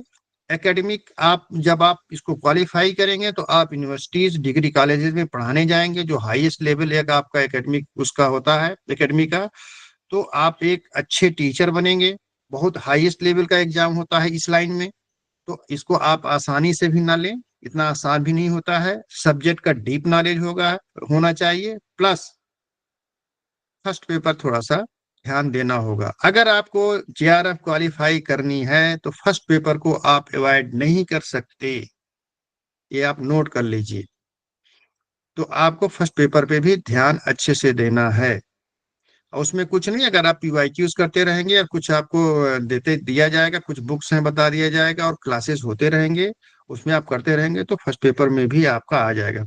अगर आपको 54 से 60 नंबर तक अगर आता है और आप सेकंड पेपर अच्छा है, जेआरएफ श्योर है, लिख लीजिए। इसी के साथ मैं आप लोगों को और क्या बताऊं, हम आते रहेंगे क्लास में, मिलते रहेंगे, क्लास तो लेंगे ही लेंगे। आप लोग बस ध्यान से पढ़िए, बस मैं यही कहूंगा। और लगातारता के साथ पढ़िए, बस इतना ही कहूंगा। ब्रेक मत मारिए, इसमें मत मारिए कि हम एक चीज ये होता है कि जैसे हम पीडीएफ डाल देते हैं, हम आपको यूट्यूब क्या कहते हैं वीडियो डाल देंगे, तो वीडियो देख लोगे, यूट्यूब देख लोगे। अगर यही करना है तो आप जाके देखो, हर एक चीज का आपको यूट्यूब पे वीडियो मिलेंगे। लेकिन जब आप लाइव क्लास में आते हो तो आपकी सजगता ज्यादा होती है, आप वहां पर क्वेश्चन भी कर सकते हैं, आप वहां हमसे बात भी कर सकते हैं। तो आपके जो क्वेश्चंस मन में एराइज हो रहे हैं वो आपके दूर हो सकते हैं। बहुत सारी चीजें ऐसी होती हैं कि जब हम पढ़ाते रहते हैं तो कुछ चीजें ऐसी आउट ऑफ सिलेबस बातें होती है जो कि इंपॉर्टेंट भी होती है, लेकिन जब हम वीडियो डालते हैं तो उनको निकाल देते हैं क्योंकि वीडियो बड़ी लंबी हो जाती है, तो उसमें हम कट कर देते हैं, उस चीज से आप वंचित हो जाएंगे। तो इसलिए जितना मैक्सिमम कोशिश कीजिए कि आप लोग लाइव क्लासेस में ज्वाइन कीजिए।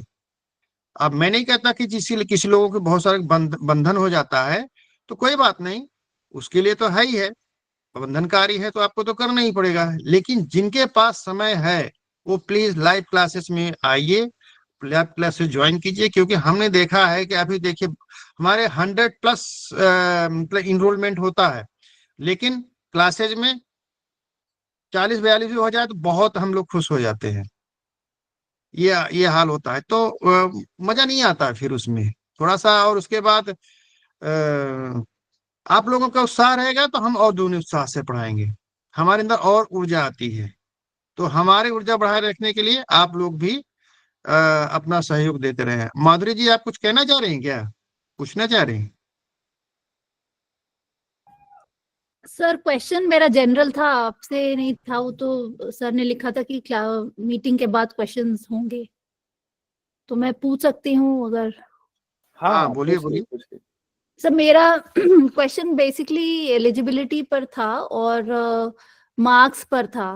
तो जैसे इसमें पासिंग मार्क्स वगैरह भी है क्या, पेपर 1 और पेपर 2 दोनों के मिला के या अलग अलग? नहीं नहीं, अभी जैसा देखा आ रहा है वो दोनों का जोड़ करके होता है। पहले होता था, बहुत पहले होता था, अब नहीं होता है। ओके, तो इसमें जैसे मिनिमम पासिंग मार्क्स क्या होंगे? मेरिट लिस्ट बनती है, ये पासिंग मार्क्स का नहीं होता है, ये क्वालिफाइंग नहीं है, इसमें मेरिट लिस्ट बनती है। पहले होता था इसमें इतना परसेंट पेपर में इतना पाओ तो क्वालिफाई करो, पेपर 2 में भी क्वालिफाई करो। अभी ऐसा नहीं है, अभी एक साथ को जोड़ करके और उसके बाद मेरिट लिस्ट बनती है।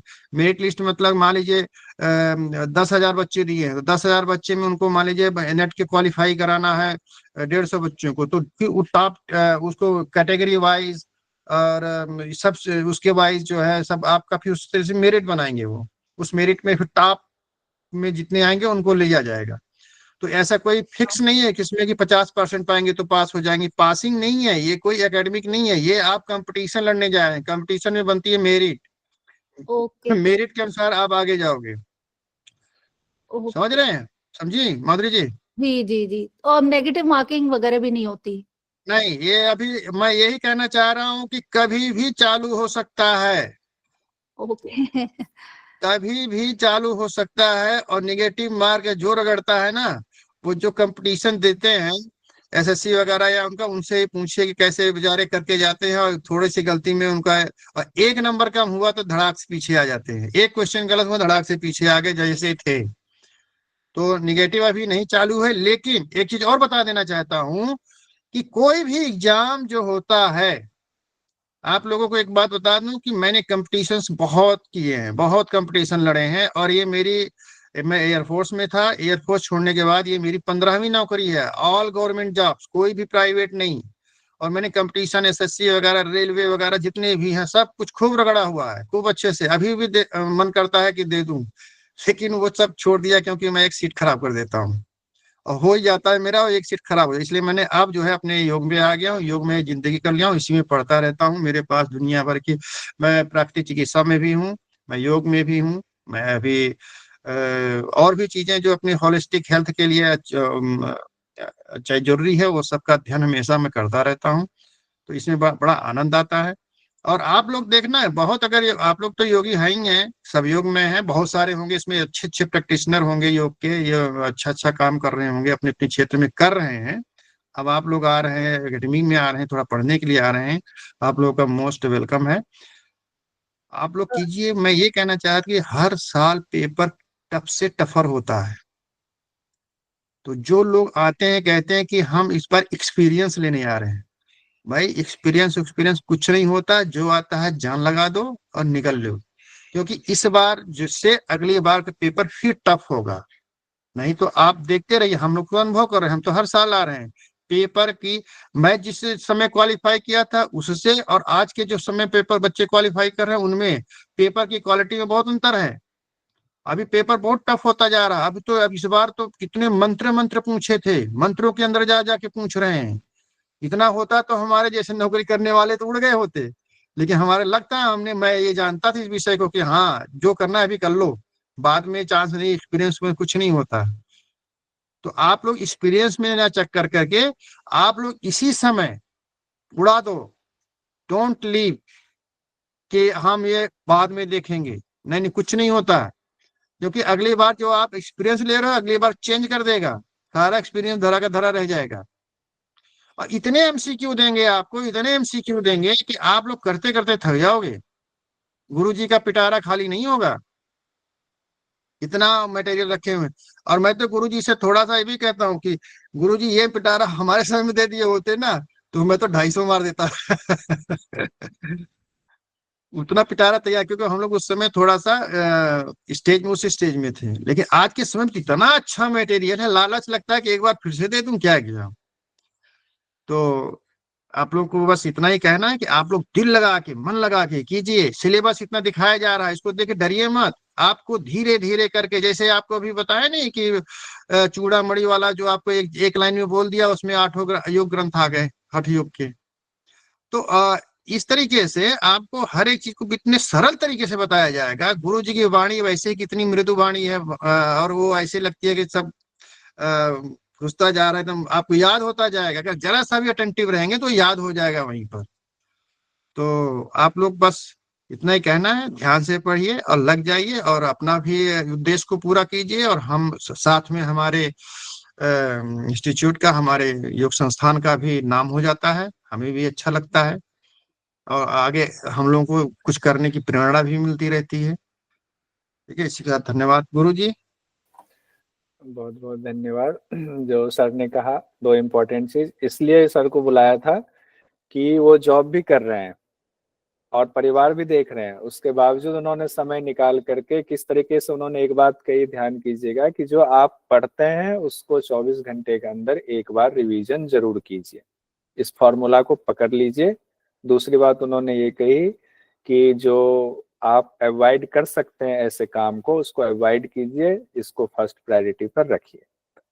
अब यूनिट 1 पेपर 1 का जो सिलेबस है उसके लिए पुंडलिक सर को मैं बुलाऊंगा, तो वो सिलेबस भी देख लीजिए। जो होना है आज ही हो जाए, कल से तो पढ़ाई फिर शुरू हो जाएगी आपकी, डायरेक्ट हम यूनिट पे शुरू कर लेंगे। पेपर 1 का भी एक हम रखेंगे कोई यूनिट, और पेपर 2 का भी रखेंगे, तो दोनों कल से तो क्लास आपकी शुरू हो जाएगी। तो आज सिलेबस वाला काम हम कंप्लीट कर लेना चाहते हैं। पुंडलिक सर। आवाज हाँ, आ रही है आवाज सर।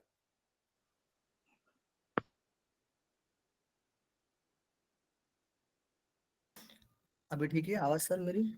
हाँ हाँ, आवाज बिल्कुल ठीक है। एक मिनट, लैपटॉप से वीडियो ऑन नहीं हो रहा सर, तो मोबाइल से कर लेता हूँ मैं।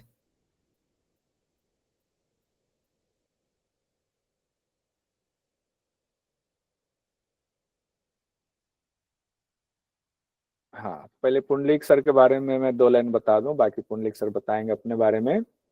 पुंडलिक सर JRF क्वालिफाइड हैं और PhD कर रहे हैं। PhD करते हुए आपको पढ़ा भी रहे हैं, तो रोज नई चीजें सीखते हैं, सिखा रहे हैं। उनके पास क्वेश्चन का खजाना है, अब जो पूछो हर क्वेश्चन का जवाब आपको मिलेगा। जो आप अलग से भी पूछते हो तो नेक्स्ट डे भी आपको उसका जवाब मिलता है। आज भी पुंडलिक सर अपने यूनिवर्सिटी में व्यस्त थे, वहाँ उपराष्ट्रपति आने वाले हैं, उनका कार्यक्रम था, शायद हो गया होगा कार्यक्रम उनका, उसमें भी व्यस्त थे, कन्वोकेशन का प्रोग्राम था। और पुंडलिक सर JRF होते हुए भी हर बार नेट का पेपर देते हैं, हर बार देते हैं। क्योंकि जब आप पढ़ाते हो तो पढ़ाने के दौरान जब आप हर बार पेपर देते हो तो उससे अवेयर रहते हो। तो आप सोचिए कि ये सिर्फ स्टूडेंट के लिए करते हैं कि हर बार हम पेपर देंगे तो हम इतना ज्यादा, हमारे अंदर वो जिज्ञासा रहेगी।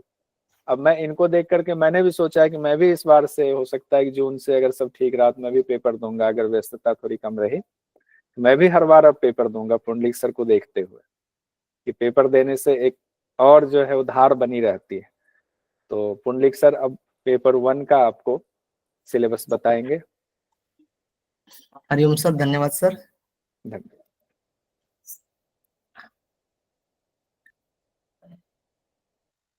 सभी को हरिओम। मेरी आवाज तो क्लियर आ रही है ना सभी के पास? हाँ जी। हरिओम सर। हरि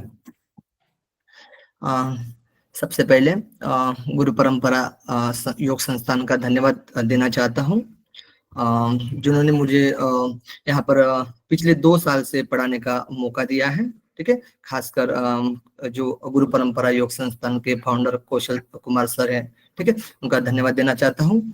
और यहाँ पर सभी जो टीचर रजनीश सर, गुलशन सर, पूजा मैम और भी ETC, ठीक है, जो भी टीचर हैं हमारे गुरु परंपरा योग संस्थान से, ठीक है, वो उनका भी धन्यवाद देना चाहता हूँ, जिन्होंने मतलब हेल्पफुल तरीके से हम काम करते हैं। हम एक दूसरे से जो भी डाउट्स रहता है वो पूछते हैं एक दूसरे से, और जो भी बच्चों के डाउट्स रहते हैं वो क्लियर करने की कोशिश करते हैं। ठीक है, तो आज आप लोग का जो इंट्रोडक्शन क्लास मतलब हो रहा है एक तरीके से, और जो सिलेबस जो कि जरूरी है हमारे एग्जाम के लिए, जो मेन बेस है एक तरीके से, है ना, हम जो बोलते हैं आधार, तो हमारा आधार है, आधार ही बेसिक क्लियर नहीं रहता है तो हम एकदम लास्ट जो हमारा जो लक्ष्य है या फिर एम है उस तक हम नहीं पहुंच पाते हैं। ठीक है, तो हमारा जो आधार के लिए जो भी हमारे उद्देश्य होते हैं, जो भी ऑब्जेक्टिव होते हैं, उसको फॉलो करते हुए हमें एम तक पहुंचना होता है। ठीक है,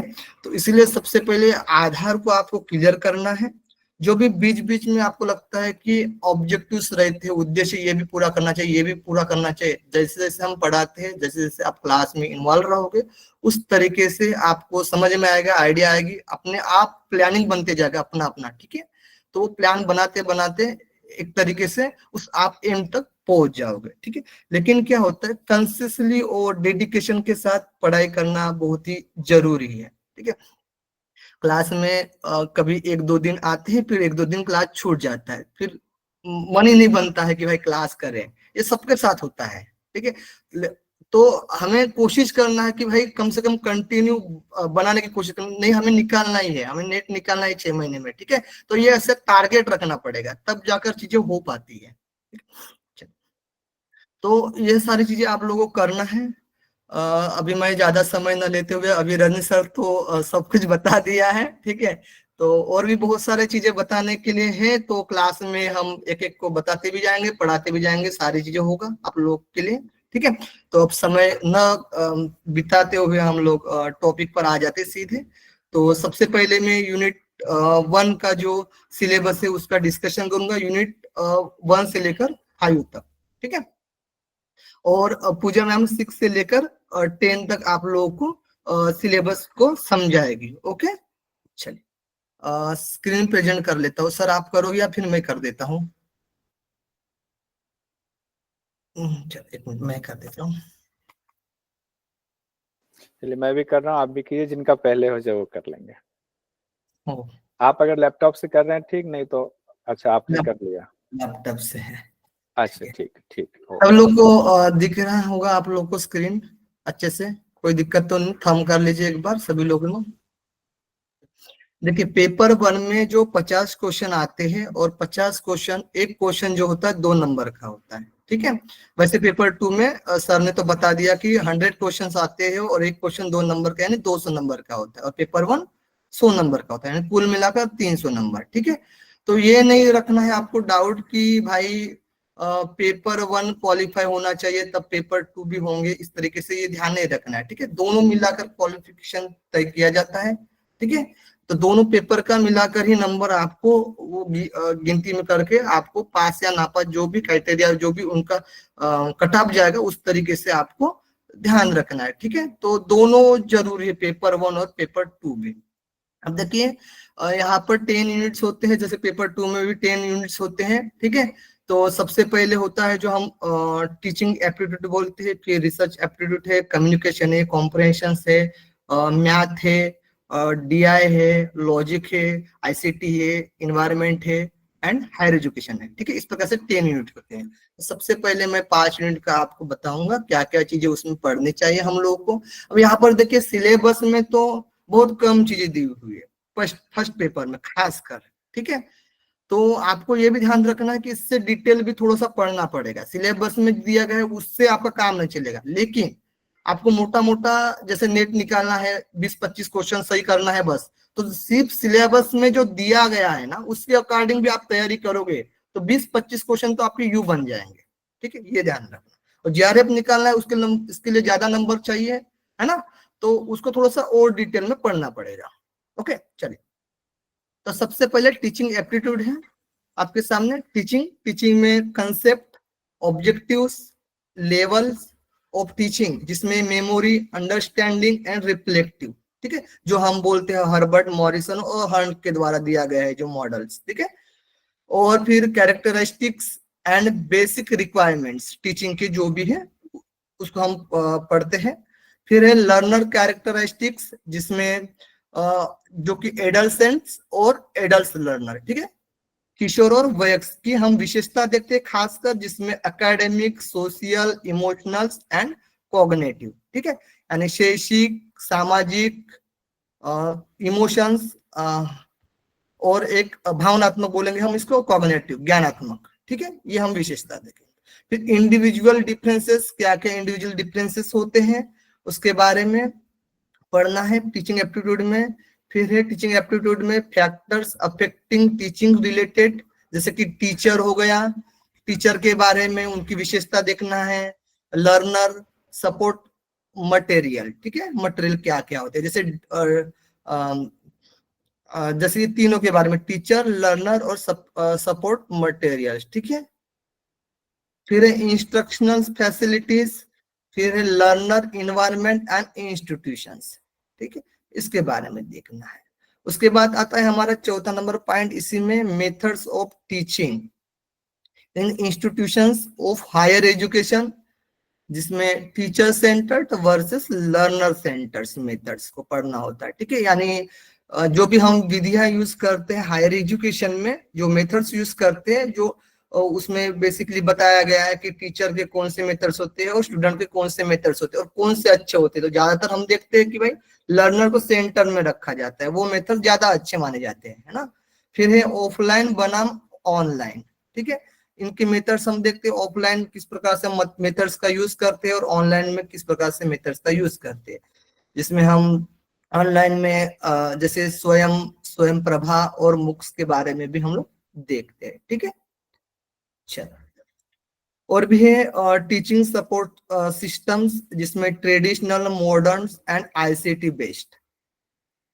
फिर नेक्स्ट है टॉपिक हमारा इवोल्यूशन सिस्टम्स, जिसमें हम लोग एलिमेंट्स एंड टाइप्स, इवोल्यूशन कितने टाइप्स होते हैं इवोल्यूशन के, है ना, फॉर्मेटिव होता है, समेटिव होता है, इटीसी।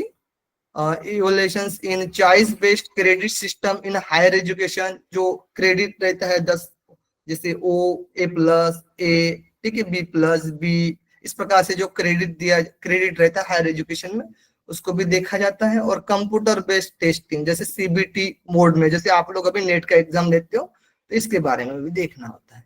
फिर इनोवेशंस, क्या नवीकरणीय है, और इन इवोल्यूशन सिस्टम, क्या क्या हम जैसे कि अभी CBT बोर्ड भी इनोवेशन में ही है ना, नवीकरणीय में, जैसे आधुनिक में जो चल रहा है, ठीक है, क्या क्या सिस्टम यूज किया जाता है इवोल्यूशन का, उसके बारे में हम टीचिंग एप्टीट्यूड में देखेंगे।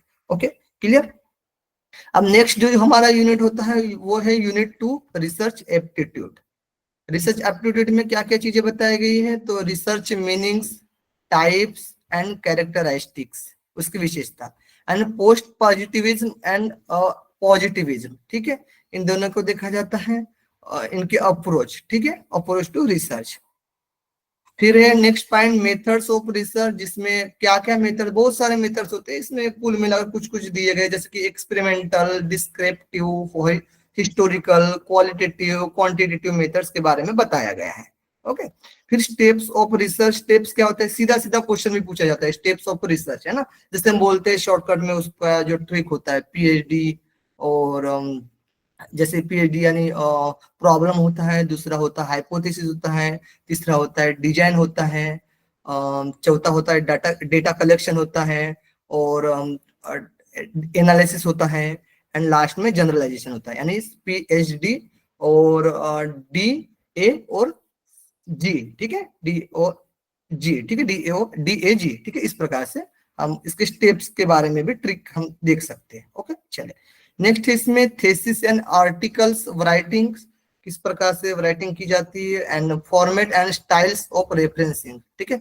जैसे अमेरिकन वाला होगा एपीए, है ना, रेफरेंस स्टाइल, बहुत सारे स्टाइल्स होते हैं, उसके बारे में भी क्वेश्चन पूछा जाता है, बार बार क्वेश्चन आता है ना। नेक्स्ट है applications of ICT in research. अब आईसीटी का क्या महत्व है इस रिसर्च में, है ना, क्या क्या टूल्स उसके इस्तेमाल करने में आते हैं, जैसे डेटा एनालिसिस वगैरह करते हैं हम लोग, है ना, तो उसमें क्या क्या टूल्स इस्तेमाल किया जाता है वो देखा जाता है। फिर है रिसर्च इथिक्स, यानी नैतिकता।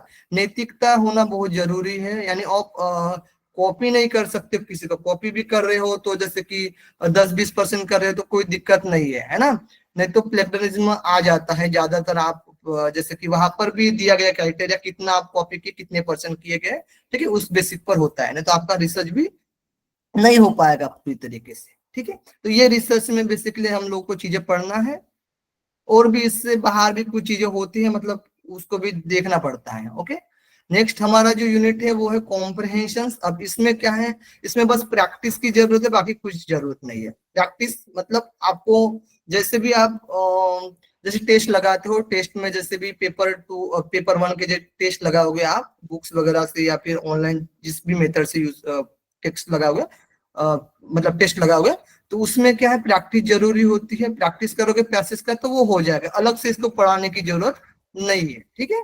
पैसेज में 5 क्वेश्चन आते हैं, उसको पैसेज को देखकर हमें सॉल्व करना होता है। कुछ अंडरस्टैंडिंग बेस्ड भी होते हैं, कुछ डायरेक्टली भी क्वेश्चन होते हैं। मेनली तो पेपर 1 में डायरेक्टली क्वेश्चन नहीं रहता, पेपर 2 में डायरेक्टली क्वेश्चन रहता है, ठीक है, यानी फैक्चुअल क्वेश्चन रहता है पेपर 2 में। पेपर 1 में ऐसा नहीं होता, अंडरस्टैंडिंग और रिफ्लेक्टिव मोड को यूज करना पड़ता है, ठीक है ना। चलिए, फिर है यूनिट 4 जो हमारा है कम्युनिकेशंस। कम्युनिकेशंस में meanings, types and characteristics of communications, ठीक है। मीनिंग्स क्या है, टाइप्स क्या है, कैरेक्टरिस्टिक्स क्या क्या विशेषता होती है कम्युनिकेशंस की, इसके बारे में पढ़ना पड़ेगा हम लोग को। फिर है इफेक्टिव कम्युनिकेशंस, जिसमें वर्बल एंड नॉन वर्बल, यानी मौखिक और क्या बोलते हैं हम अमौखिक, है ना, वर्बल एंड नॉन वर्बल, इसमें भी कैटेगरी होती है। और फिर है inter culture and group communication, ठीक है, संस्कृति वाला और group communication and classroom communication. अब इसमें क्या है, तो किस प्रकार से कम्युनिकेशन होता है, कितने लोगों में होता है ना, इसका प्रभाव कैसे देखा जाता है ना, इसका कोई बैरियर तो नहीं आ रहे हैं ना, क्या क्या बैरियर्स आ रहे हैं, ये इस तरीके से भी क्वेश्चन पूछा जाता है। और कम्युनिकेशन के मॉडल से क्वेश्चन पूछा जाता है, कौन किसने मॉडल दिया है कम्युनिकेशन का, है ना, इस प्रकार से क्वेश्चन पूछा जाता है। तो ये आप लोग को ध्यान रखना है। देखिए बैरियर्स टू इफेक्टिव कम्युनिकेशन, यानी देखिए बैरियर्स आ जाते हैं ना कम्युनिकेशन में, तो उसके बारे में देखना है। फिर मास मीडिया एंड सोसाइटी, ठीक है, इसके बारे में भी कम्युनिकेशन में हमें चीजें पढ़नी है। फिर है यूनिट 5 जो है वो है मैथमेटिकल रीजनिंग एंड एप्टीट्यूड। जैसे रजनीश सर से आप लोग का भी परिचित हुआ, रजनीश सर ने अभी मैथ के बारे में भी डिस्कशन कर रहे थे, और मैथमेटिक्स वाला जो क्वेश्चन है वो रजनीश सर पढ़ाने वाले हैं, ठीक है। तो मैथमेटिक्स वाले में हम देख लेते हैं इसमें क्या क्या चीजें हैं। तो मोस्टली अभी बहुत ही सिंपल क्वेश्चन आ रहा है, इस बार भी बहुत सिंपल क्वेश्चन आ रहा है। तो यहाँ पर जो चीजें दी गई है मेनली तो यही से क्वेश्चन आ रहा है। जो क्वेश्चन बनाने का जो तरीका होता है वो अलग अलग होता है, लेकिन जो आपके मेथड्स होते हैं जो यूज करने होते हैं वो यही होते हैं, ठीक है। टाइप्स ऑफ रीजनिंग, जिसमें नंबर सीरीज आता है, लेटर सीरीज आता है, और कोड्स एंड रिलेशनशिप, ठीक है, इसके बारे में। फिर मैथमेटिकल एप्टीट्यूड, जिसमें fractions, time, distance and ratio and proportions and percentage, ठीक है, इसके बारे में। और प्रॉफिट एंड लॉस, इसके बारे में बताया जाता है। प्रॉफिट एंड लॉस एग्जांपल दिया जाता है, क्या प्रॉफिट हो रहा है, क्या लॉस हो रहा है ना। और interest and discontinue and averages, ठीक है, ईटीसी, ये सब केस में है मैथ में बताया जाता है, ठीक है। तो ये सारी चीजें जैसे बहुत सिंपल है, टाइम, फ्रैक्शंस, डिस्टेंस, रेशियो, ठीक है, यही चीजें बस होती है मैथ में, ठीक। अब जो नेक्स्ट यूनिट 6 है, यूनिट 6 से आपको पूजा मैम बताएगी यूनिट 6 के बारे में, और यूनिट 6 से लेकर 10 तक, ठीक है। यूनिट 1 से लेकर 5 तक किसी को भी कुछ भी डाउट हो तो आप जरूर पूछ सकते हैं आप लोग, ठीक है। आप पूजा मैम आप आ सकते हैं, यहाँ से चालू कर सकते हैं। अभी हम लोग देखेंगे यूनिट 6 के बारे में, जो हमारा पेपर 1 का यूनिट 6 है। इसमें हम लोग देखेंगे लॉजिकल रीजनिंग के बारे में, ठीक है। लॉजिकल रीजनिंग, जो कि बहुत इजी होता है लेकिन लगता है सभी को है कि बहुत टफ होगा।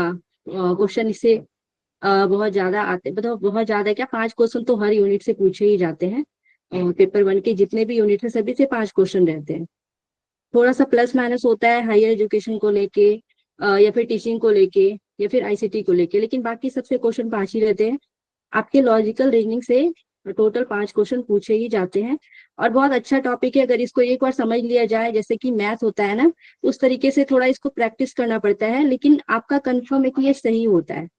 ठीक है, तो इसमें हम लोग सबसे पहले देखेंगे understanding the research of arguments. Arguments के बारे में इसमें हम लोग देखते हैं, जिसमें आर्ग्यूमेंट्स फॉर्म्स, उसके बाद स्ट्रक्चर ऑफ कैटेगोरिकल जो प्रीपोजिशंस है उसके बारे में देखेंगे। उसके साथ ही मूड्स एंड फिगर्स के बारे में देखते हैं। इससे इस पर बहुत बार क्वेश्चन आए हैं मूड्स एंड फिगर को लेके। आप लोग जब एनालिसिस देख रहे होंगे तो इससे इस पर बहुत ज्यादा क्वेश्चन पूछे गए। बहुत सिंपल है लेकिन लोगों को डर लगता है थोड़ा, लेकिन थोड़ा अगर समझ जाएंगे तो बहुत इजी पड़ता है। उसके बाद फॉर्मल एंड इनफॉर्मल फैलिसीज के बारे में देखेंगे।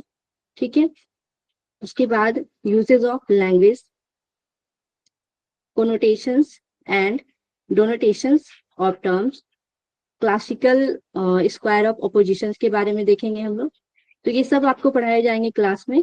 नेक्स्ट देखते हैं कि आपके लॉजिकल रीजनिंग में और क्या आते हैं। और नेक्स्ट है आपका evolution and distinguishing deductive and inductive reasoning के बारे में हम लोग देखेंगे। एनालॉजिस के बारे में पढ़ेंगे हम लोग। उसके बाद वेन डायग्राम के बारे में देखेंगे, जिसमें simple and multiple use of establishing validity of arguments के बारे में हम लोग देखेंगे। ओके, उसके बाद इंडियन लॉजिक्स में जो कि मीन्स ऑफ नॉलेज, यहाँ पे हम लोग को एक बेनिफिट मिलता है लॉजिकल रीजनिंग को लेके, क्योंकि हम लोग एक स्टूडेंट है, योगा के स्टूडेंट है, तो यहाँ पे थोड़ा सा हम लोग को कम भी पढ़े तो चलता है, क्योंकि ये वाला पूरा सेशन जो है हम लोग का जो पेपर हमारा 2 होता है उसका यूनिट 1 में हम लोग टोटल इसको पढ़ते हैं। ठीक है, तो ये हमारे लिए एक प्लस पॉइंट हो जाता है इंडियन लॉजिक, जो कि हम लोग पढ़ भी चुके होते हैं और पहले से जानते भी इसको। तो 1-2 क्वेश्चन आपके नहीं भी पढ़ेंगे तो सॉल्व हो जाते हैं, लेकिन अगर आप इसमें दोनों में देख लेंगे तो अच्छा हो जाता है आपके लिए इसमें मार्क्स स्कोर करना। जिसमें हम लोग प्रमाणांश के बारे में देखते हैं, प्रत्यक्ष, अनुमान, उपमान, शब्द, अर्थापत्ति और अनुपलब्धि के बारे में, जो कि सभी लोग जानते हैं। सभी लोग दर्शन के बारे में पढ़े हैं, तो हर दर्शन में इसका मतलब इसके बारे में आप लोग जानते होंगे। जैसे कि प्रत्यक्ष है, ठीक है, परसेप्शन के बारे में। उसके बाद इन्फेरेंस के बारे में, अनुमान, उपमान, ठीक है, जिसको कंपैरिजन बोलते हैं। उसके बाद शब्द के बारे में पढ़ेंगे, जो कि वर्बल टेस्टिमनी होता है।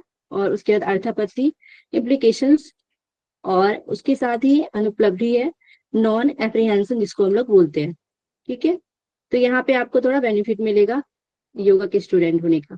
ठीक है, उसके बाद नेक्स्ट है आपका स्ट्रक्चर एंड काइंड ऑफ अनुमानास। ठीक है, इन्फेरेंस के बारे में देखेंगे, व्याप्ति के बारे में, ठीक है, इन वर्बल रिलेशंस एंड हेतुआभास, फैलिसीज हम लोग सब दर्शन में, यहाँ से लेके आपका लॉजिकल रीजनिंग जो इंडियन रीजनिंग से लेके आपका हेतुआभास तक है, ये टोटल जो है आपके, आप पहले से इसके बारे में कुछ ना कुछ तो जानते हैं, लेकिन इससे जो है ये जो आपका हेतुआभास है ये थोड़ा सा जो है सबको टिपिकल पड़ता है, लेकिन एक बार मतलब एक ही टाइप के इसके एग्जाम्पल हर जगह आपको मिलेंगे और वही एग्जाम्पल एग्जाम में पूछे जाते हैं, कुछ अलग नहीं। जो बुक में रहता है सेम वही उठा के दे दिया जाता है। एक बार थोड़ा सा इसको थोड़ा सा यहाँ पे रटने वाला टाइप हो जाता है अगर आप, क्योंकि थोड़ा सा क्वेश्चन जो है इसके और एग्जाम्पल मिलते नहीं है, तो जिसकी वजह से स्टूडेंट को थोड़ा यहाँ रटना भी पड़ता है।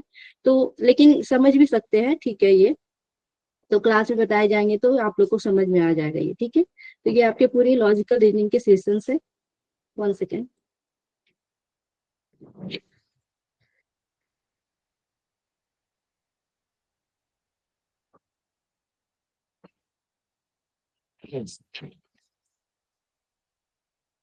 नेक्स्ट हम लोग देखेंगे डाटा इंटरप्रिटेशन के बारे में, जो कि आपके सबसे ज्यादा स्कोरिंग मार्क्स होते हैं।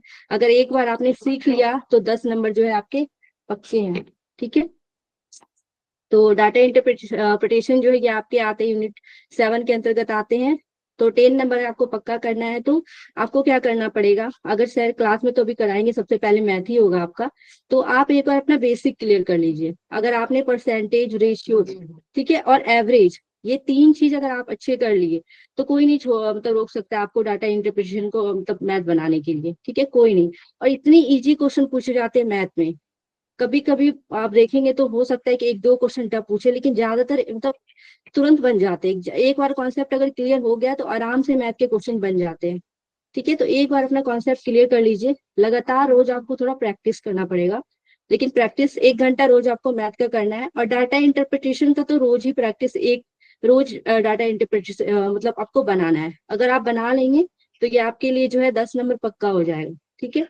जिसमें आपको डाटा इंटरप्रिटेशन में आपसे एक ही चीज, मतलब डाटा इंटरप्रिटेशन ही पूछे जाते हैं। ऐसे तो इसमें दिया गया है कि जैसे कि बार चार्ट हो गया, इससे क्वेश्चन ना के बराबर ही आते हैं और अभी तक आए नहीं है, सिर्फ एक आपके डाटा इंटरप्रिटेशन से ही इसमें पूछे जाते हैं। तो इसी पे फोकस कीजिए, अभी तक कुछ अलग क्वेश्चन इससे आए नहीं है, ठीक है। और इसके लिए तो आपको परसेंटेज, एवरेज और साथ में प्रॉफिट एंड लॉस, ये अच्छे से इसका नॉलेज होना चाहिए, ठीक है। तो ये आपके क्लियर हो जाएंगे तो डाटा इंटरप्रिटेशन ऑटोमेटिक आपसे बनने लगेंगे, ओके। उसके बाद नेक्स्ट हम लोग देखते हैं यूनिट 8। इसमें हम लोग देखेंगे आईसीटी के बारे में। सबसे पहले देखेंगे हम लोग आईसीटी में जनरल एब्रिविएशन एंड टर्मिनोलॉजी के बारे में पढ़ाई किया जाएगा इसमें।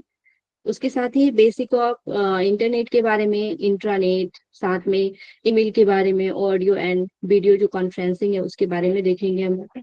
Digital initiatives in higher education, ठीक है। उसके साथ ही आईसीटी का गवर्नेंस में क्या यूज है, तो उसको देखेंगे हम लोग, आईसीटी एंड गवर्नेंस के बारे में, ठीक है। उसके बाद यूनिट 9 देखते हैं, जो अपने आप में सिलेबस में भी आपको इतने बड़े दिख रहे हैं और रियल में आपको इतने पढ़ने भी पड़ते हैं, पर इसमें भी कुछ कुछ कॉन्सेप्ट है जो बार बार पूछे जाते हैं। तो अभी करंट के समय में जिससे क्वेश्चन पूछे जा रहे हैं उस पर ज्यादा इसमें फोकस किया जाता है। इससे आपका पता चलता है कि आपको कहाँ से पढ़ना है, ठीक है। पूरा कुछ पढ़ना तो जरूरी होता है, एक और कॉन्सेप्ट तो क्लियर करना ही होगा, क्योंकि कभी कभी क्वेश्चन बहुत पीछे से भी पूछ लिए जाते हैं। अगर आप प्रीवियस ईयर बहुत ज्यादा पहले के बनाए हो तो 1-2 क्वेश्चन है, तो वर्तमान में भी तक सबसे ज्यादा अगर देखा जाए तो हम लोग सबसे पहले जो मिलेनियम डेवलपमेंट गोल है और सस्टेनेबल डेवलपमेंट गोल है, पहले मिलेनियम जो डेवलपमेंट गोल था उससे बहुत सारे क्वेश्चन पूछे जाते थे। अब थोड़ा सा सस्टेनेबल डेवलपमेंट गोल में क्योंकि उसका डेट भी ईयर भी खत्म हो चुका है, तो अब जो है पूछे जाते हैं सस्टेनेबल डेवलपमेंट गोल से सबसे ज्यादा क्वेश्चन। हर समय आपको ये दिख जाएंगे, ठीक है। उसके साथ ही हम लोग देखेंगे ह्यूमन एंड इन्वायरमेंट इंटरेक्शन के बारे में, anthropogenic activities and there impact on environment. तो जो भी मानव के द्वारा जो क्रियाकलाप किए जा रहे हैं उसका क्या ह्यूमन पे इम्पैक्ट है वो हम लोग देखेंगे, या फिर इन्वायरमेंट में उसका क्या प्रभाव है उसके बारे में हम लोग यहाँ पे देखते हैं, ठीक है। उसके बाद इन्वायरमेंटल इश्यूज के बारे में देखेंगे, जिसमें लोकल, रीजनल एंड ग्लोबल, ठीक है। ये तीनों लेवल पे जो इन्वायरमेंट के जो इशू हैं उसके बारे में हम लोग यहाँ पे पढ़ेंगे, जिसमें एयर पॉल्यूशन हो गया आपके, water pollution, soil pollution, noise pollution, waste में आप देखेंगे सॉलिड, लिक्विड, बायो जो मेडिकल है, हजार्ड्स, और साथ ही इलेक्ट्रॉनिक्स, ठीक है। उसके साथ ही जो climate change and it's socio economic और पॉलिटिकल डायमेंशंस, उसके बारे में हम लोग देखेंगे, ठीक है। उसके बाद हम लोग देखेंगे impact of pollution on human health. तो ह्यूमन हेल्थ पे क्या इम्पैक्ट पड़ता है पॉल्यूशन का, उसके बारे में पढ़ेंगे।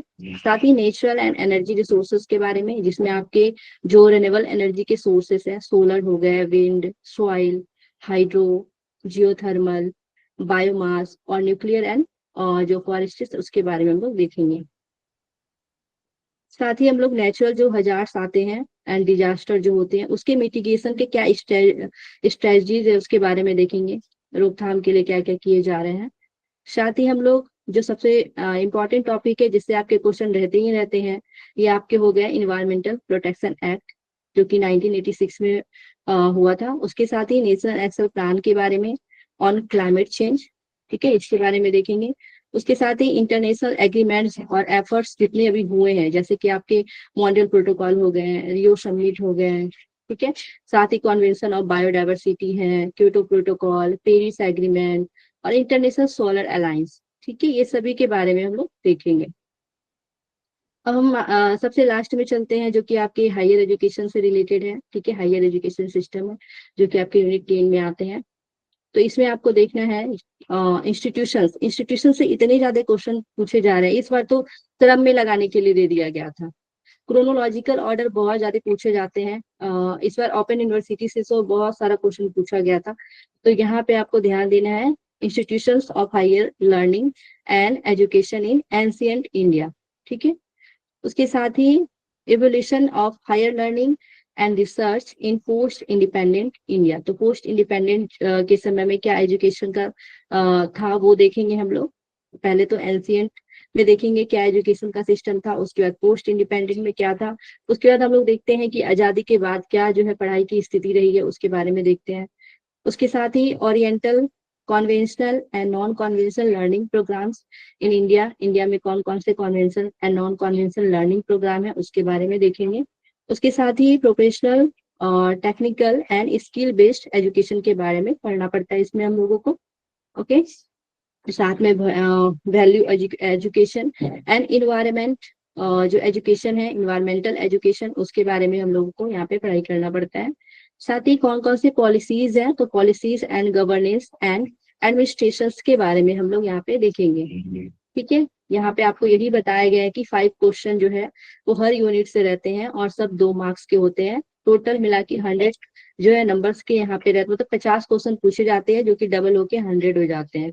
ठीक है, तो आपको अगर नेट अगर क्वालिफाई करना है तो कम से कम आपको 20 क्वेश्चन तो सही करने पड़ेंगे। लेकिन अगर आप चाहते हैं JRF तो 30 तो लेके चलना पड़ेगा। 30 से ऊपर हो तो और भी बहुत अच्छा है। ठीक है, तो ये आप लोगों को समझ में आ गया होगा सिलेबस फिलहाल। बाकी आपको पढ़ाए जाएंगे तो और भी कॉन्सेप्ट क्लियर होंगे। तो थोड़ा पेपर 1 में ध्यान देना है, बिना पेपर 1 का आप काम नहीं चल सकता है। ठीक है, तो सबको थोड़ा ध्यान देना है इस पेपर 1 पे।